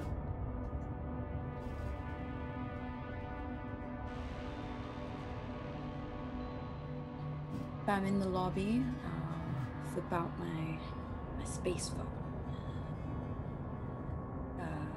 Contact Echo. You're going to call up to like, Echo? Yeah, I feel like she would want to come out rather than me go there. I wouldn't know where. I think there's there are a few like balconies heading up, kind of tiered in the this portion. It's almost like someone took the Hyatt in Atlanta, and or is it the Marriott's the one actually that I want? That's the one where they film everything. It's like someone took that and then decided to just give it this nice spray of strange, dingy metal on the lower levels. So you can see up quite a bit up until you you hit there's a ceiling like a number of floors up, 20 or 30 stories up. That 20 stories. This is it's a way station. And beyond that are the more expensive apartments. You place your call, taking out whatever your device is. You do space phone. And I want it to be flipped. it will ring. Like a flip with a hologram. Yeah. With your little hollow phone. And I think it being fairly early in the proceedings, I don't see any reason not to have Echo pick up unless we would suddenly like to abscond with her somewhere. But I would like to see more establishment of character before we begin doing terrible things to these supporting characters. So Echo's going to pick up. What do we see? This is Echo. Yeah. Hey, I'm here. What floor am I going to? Where am I going? Oh, you remember the lounge up on 12? I'll meet you there. Okay. I thought we were gonna check out where you lived. I've got some bags I could drop off first. I don't want to be lugging around all this stuff if we're gonna be going to a club. Get to her room. I want to see what's inside. No, yeah. Well, So come Echo get me. We'll tell Bliss her room number. Oh, I thought you would be one of the higher ones. You said a room with a view. I never said what kind of view. Trust you to be It's cryptic. better than last time. Okay. As long as it's better than last time. And yeah, she'll just hang up. And then This is the flip phone. Yeah. Yeah. You make your way up the stairs because the elevator's not either not in service or you just can't get at it. There are too many people. And make your way up to, and I'm seeing metal doors that you basically will come up to with different sort of room numbers. I think the view in question you're going to see when you get inside is going to be much better than last time in that it is only somewhat obscured by red kelp. Maybe the previous view was pointing at a brick wall. I'm not sure. This time there's red kelp, but then you can see the dome, which is you can see down into the dome. We're on a little promontory. This whole tower is, and sort of from there, there's you can kind of see into the dome and see the buildings. You can see kind of a little bit across town where actually no, you can't. That's underground. Never mind. But you can see the different, you can see the original port down in there, the original spaceport.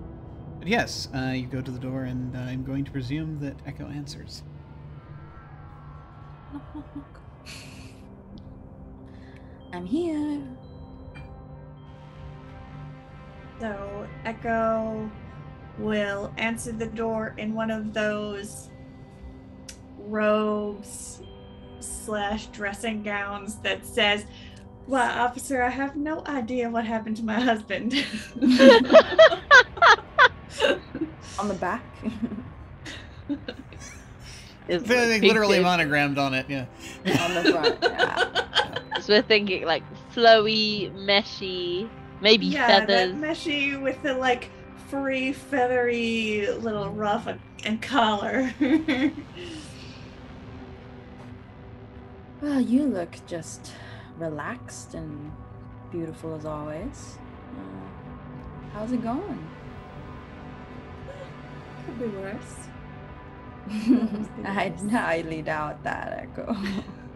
It seems pretty bad. And then she Bliss brings in her bags and kind of follows Echo in. Well, What's they the haven't place? made me retire to the beach yet, so I think I'm doing pretty well. Only a Make matter of yourself at time. home. Thank you, thank you. And if there's a sofa, there's probably a sofa. She'll just sit, put her feet up on the the pull-out couch. table is all yours. All right, that's great. What have you been up to recently then? Where do you work? I managed to get myself a gig at the Beehive. Oh, that's how you got into all of this, I'm guessing. I just keep telling myself, if I put in the time, I can move up. And just between you and me, how far up are you at the moment?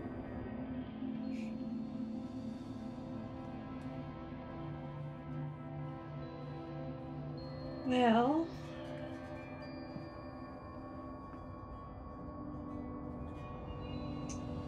I wouldn't have the hardest fall around here, but, you know, I'm not the bottom rung anymore. Not bad. Congratulations. It's a step up. Yeah. But now you're Probably stepping won't be moving further. across town anytime soon, but, you know, I'm doing all right for myself. Till now. So, I don't, as much as I love the small talk, why exactly am I here? What do you know? What?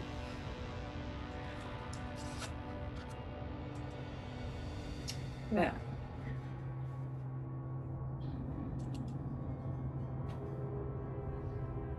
this could be a big break for me, but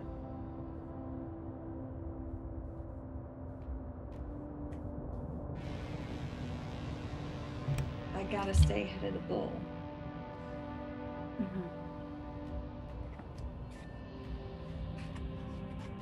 I figured never hurts to have backup, and if it works out, I'll cut you in. Yeah, I like the Take the sound of money that. and go wherever you want. I'll be out of your hair. On that note, you want to stay here? Is that really something? Even after all of this, you wouldn't want to come with me? You ask me to run away with you, Bliss. I mean, it doesn't.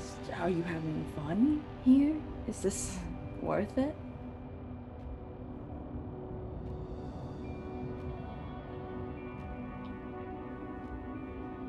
Well, yeah. Once upon a time, I would have said yes, but under the circumstances, I might be persuaded to think twice about it.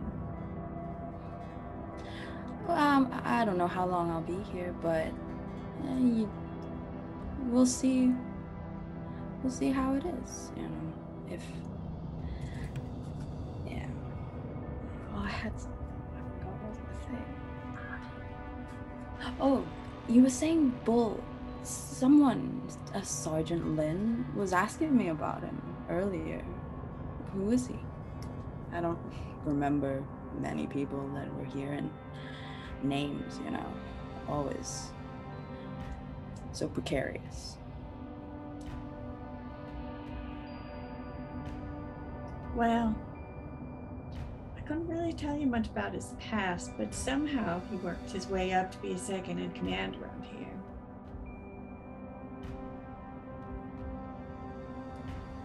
Probably means he's real bad news. More like, how is he involved? Well, Did you do something? I didn't do anything.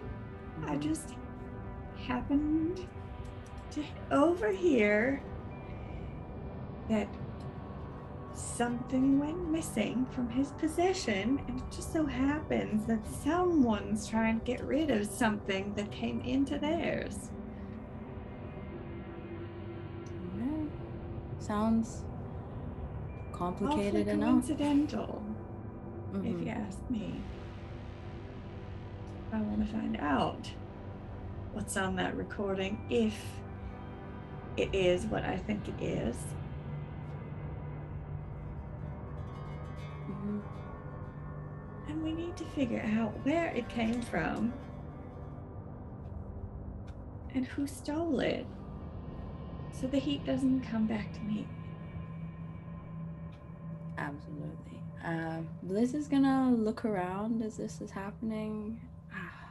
What does Echo's place look like? Is it like Given what Jim has described the building, it probably is about the size of a hotel room.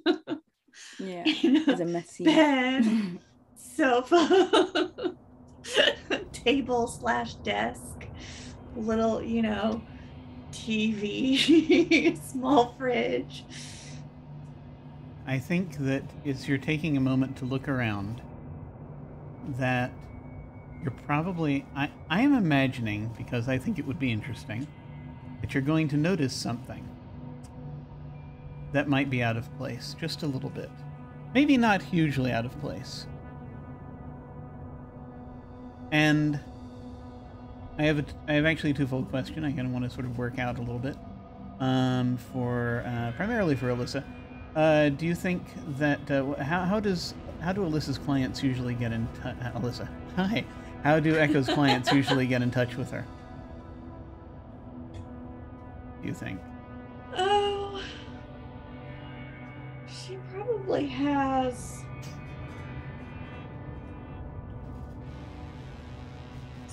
some sort of like PA at the club that passes messages, like an assistant of some kind. I think they request a song. Yeah. That's pretty good, actually. That's good. That's good. Right. So there are going to be probably a few albums here. One is going to seem slightly out of place. Are there any recommendations for what album that is?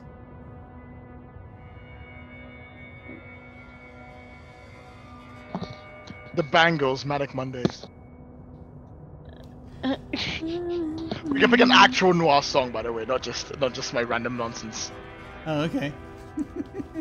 I mean, we should pick a noir. I feel I don't want to put words in Echo's mouth. I feel Echo appreciates actual noir music from the noir times. So it could be "Is You Is" or "Is You Not My Baby," for example, would be a perfect pick for that, because that's a very much a "Are You In or Are You Out" song, and that's what I would think someone would put in for that. So something that's slightly out of the ordinary from that era. Knowing that Echo is into those things, though.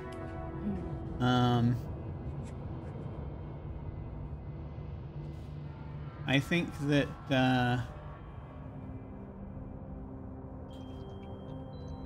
we're going to go with My notes. What should I think we're gonna yeah. That. It's not a reference to a caged bird. Here we go. What's the point? Yeah. Well, I may as well. That's So it's like how heavily do I want to lean into things that I keep suggesting anyway? So you see, you've got it. There are probably a few selections of things like Cab Calloway, and maybe shades of Doris Day.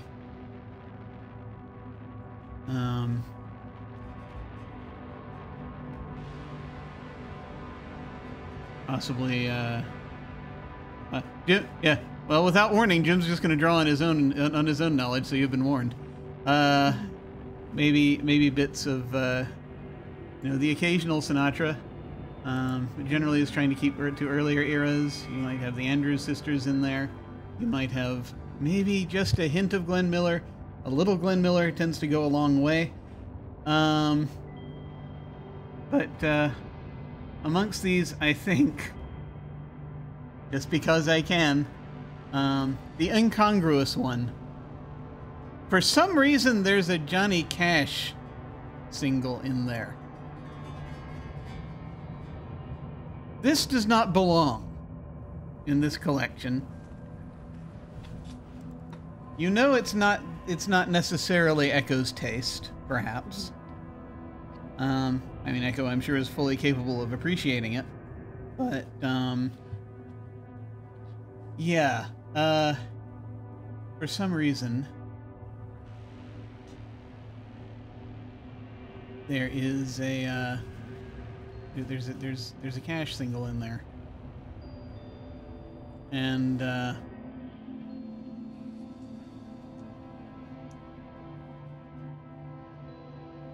Do we want it to be Folsom Prison, Hurt, or Riders in the Sky? It can be one of those three.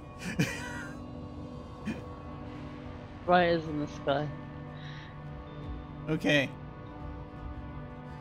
For some reason, there is the Johnny Cash single, the 1979 recording of Riders in the Sky,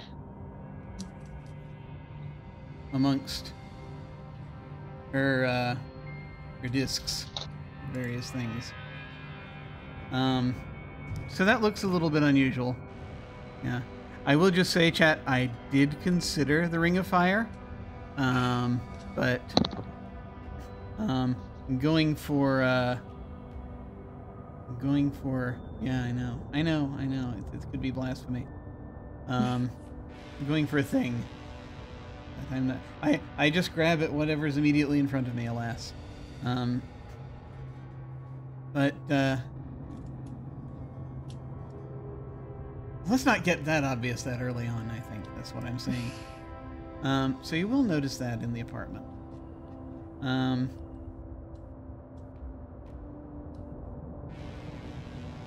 Is there anything else you want to do while you're here? Are you going to want to talk to Echo more about what's been going on? I think if I don't talk to her more, if it doesn't seem like the conversation's getting anywhere, I might just, try and uplift the mood a bit. Maybe let the first night be like a settling in kind of situation. So I would be like, let's get some drinks. We can play some music, and then maybe walk over to the CDs, the vinyls. And then see if she has any reaction to me going to the ones that the Johnny Cash one. I see. Okay. So our current avatar is currently not has stepped away for a moment. But what I think we'll say is that wait, over here. Perhaps there will be a reaction. It might be a subtle reaction. We'll see. Hey, Alyssa, did you get any of that? Or, some of it. Okay. She's gonna basically find the. She wants to see what Echo's reaction is to, sort of wandering over to the discs. I'm not sure whether these are LPs or if these are CDs or if these are something. I'm just calling them discs. It's vinyl. It's vinyl. It's vinyl. It's vinyl. I don't know. It's not much as vinyl. They're still like a it's player a big thing. disc. Yeah. And so does Echo have a notable reaction to her going over and looking specifically at that one? Right? Do you pull it out, Bliss, or do you just sort of linger over it? I won't. I won't. I feel like I'll just I'll pull it out. Makes sense. If this is vinyl, then you kind of almost have to, because it's they're very thin, as I recall. Does Echo have a reaction to that we note?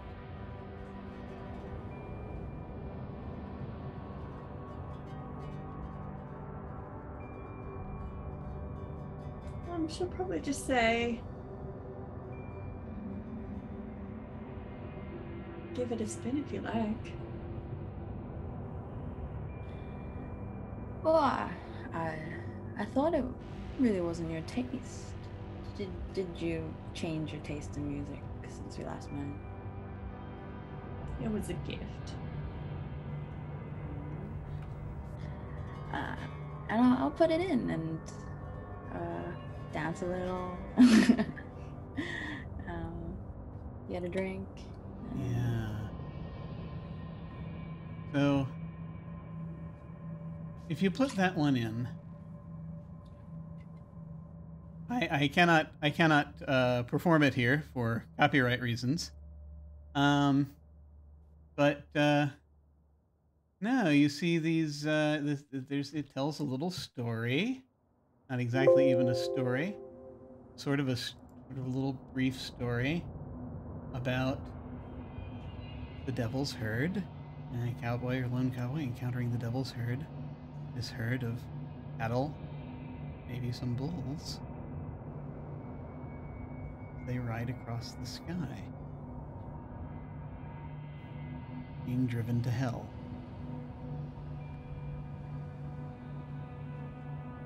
And yeah, herd of cows and bulls being driven to hell. The ghost riders in the sky. Change your ways today, or with us you will ride, trying to catch the devil's herd across these endless skies. Okay. And I think that might be a good place to just sort of conclude the scene, if we are good with that. Okay. So this was another investigation sequence. This concludes the chapter. You may move the pawn again.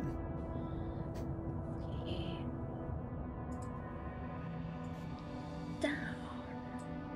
Oh, Ah, avoiding suspicion for now, eh? I feel like it's the smartest thing. Okay. No, that's fine. It depends on how fast we want the grid to get filled up, really. Okay. Oh, but if I put it in the suspicion, then what? Do I also have to put a name in? But we've only... Yeah. Yeah, well, if you hit suspicion, the suspicion square, then you can actually put more than one name. Typically, Okay. I'll explain how that works, if you like. Let me get back to ending a chapter. Suspicion is just suspicion. If the witness ends its move on a suspicion space, you must write down an additional name anywhere on the grid. A relationship between this name and the events of the sequence is not necessary. So basically all that means is you put a name in the grid based on your suspicions from this scene, this sequence, and then you put another name, and it can be any name from among the characters. Any character. Doesn't have to connect to anything somewhere else on the grid. That's how that works.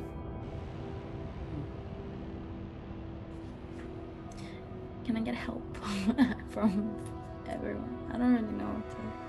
Because if... Can you put the same name twice? You can, yes. Yeah. I mean, Echo's making themselves look suspicious. Yeah, it's a Real little bit sus. sus. And I mean, it's largely a question of... I'd vote of them out right now. where you want to weight things and where you want things to go narratively. Mhm. So that's all. Do you want to leave the pawn where you've moved it to, or did you want to use the suspicion square? Either way is good. So if I do put it in the suspicion square, then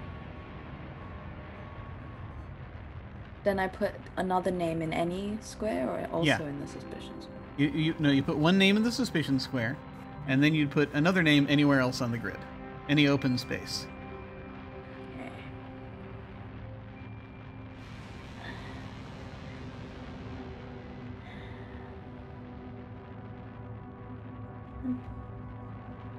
Okay. We'll see what happens if I put it in the suspicion square. Okay. Woo!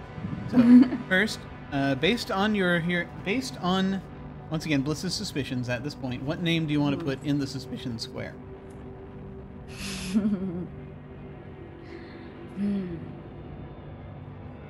obvious, I think, would be Echo, right? Yeah, there's arguments for Echo. There's arguments for Bull. You talked about How Lynn about- also, so you could put Lynn if you want. That's up to you. I have a suspicion that Lynn's involved, but I don't know if it's the crime or if she's trying to do something because of it, or like use it as some way of. You could put Echo's name in the suspicion square, then and just put Sergeant Lynn's name like somewhere if True. you think Right. that Yeah. they are Totally do that. Sus. worthy of Yeah. the square. Okay. Yeah. And then anywhere can I put? Yeah, any open space. Put it here.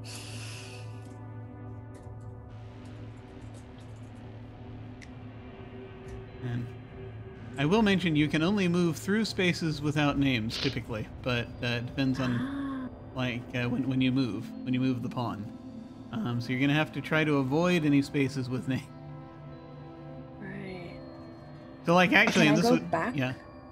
On a thing. So if I go up, then can I go back? Yeah, you can go to, so your next move at the end of the next chapter is going to be down. If you Down, yeah. if you go with where you are now. Yeah. Like I'm just gonna go. Yeah.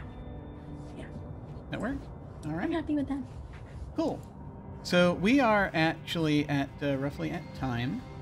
So I think are we good with going ahead and putting a bookmark on it for this week?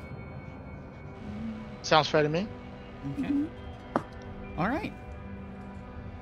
So we shall get into more of this investigation next time, and just sort of see where things are being taken.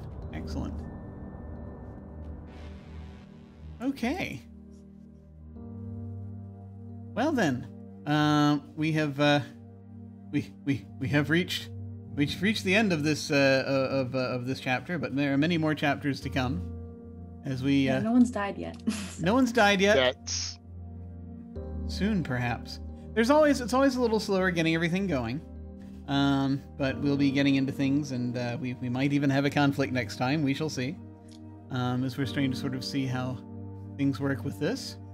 We're gonna go ahead and go around and have folks give any final thoughts about this session, or things they're looking forward to, or what have you. And feel free to tell folks where they can find you, and feel free to plug whatever you like. We shall start with our investigator, Casa. Hi. Yeah, I'm Casa. My Twitter is up there.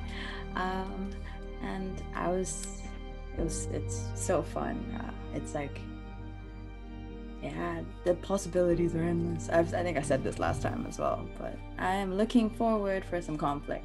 I think it would be fun. But of course, the underlying the underlying thing is that I'm also looking forward to building the story.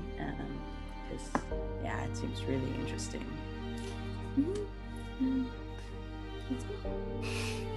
Awesome. Did you say where folks can find you? Yeah, up there, wildling_. Awesome. Excellent. And now we will head over to Darcy. Hey, thanks. I was gonna say again, I was like, I'm liking how, again, like we're picking ideas off of each other and kind of going forward, kind of forging storylines, figure out what's happening. But yeah, you can find me mainly on Instagram at OGHijabiRobbie. It's my birthday week, so I'm going to be doing maybe some online games, like, you know, Jackbox and that kind of stuff online for maybe the weekend. And yeah, just excited for the next session now. I'm just like waiting with bating breath each week, just like ready. Excellent. Good. Yes, no, I'm looking forward to a lot of this as well. As we're going to things are gonna get deeper the further in we get. And now we'll head over to Lloyd.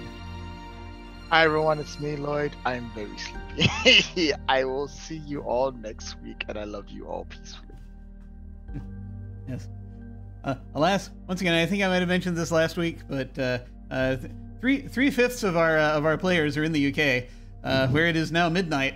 So, it's very kind of them to come, and I totally want to make sure we're keeping within as best we can within the boundaries of reasonable being awakeness for folks. Now let us head over to Alyssa. Hey everybody, my name is Alyssa. You can find me on the internet at Shawl Tales. Please check my Twitter. That is where I will post my new craft projects and art stuff, and eventually, hopefully sometime this fall, some more RPG streams. I am very much enjoying playing a suspicious space singer.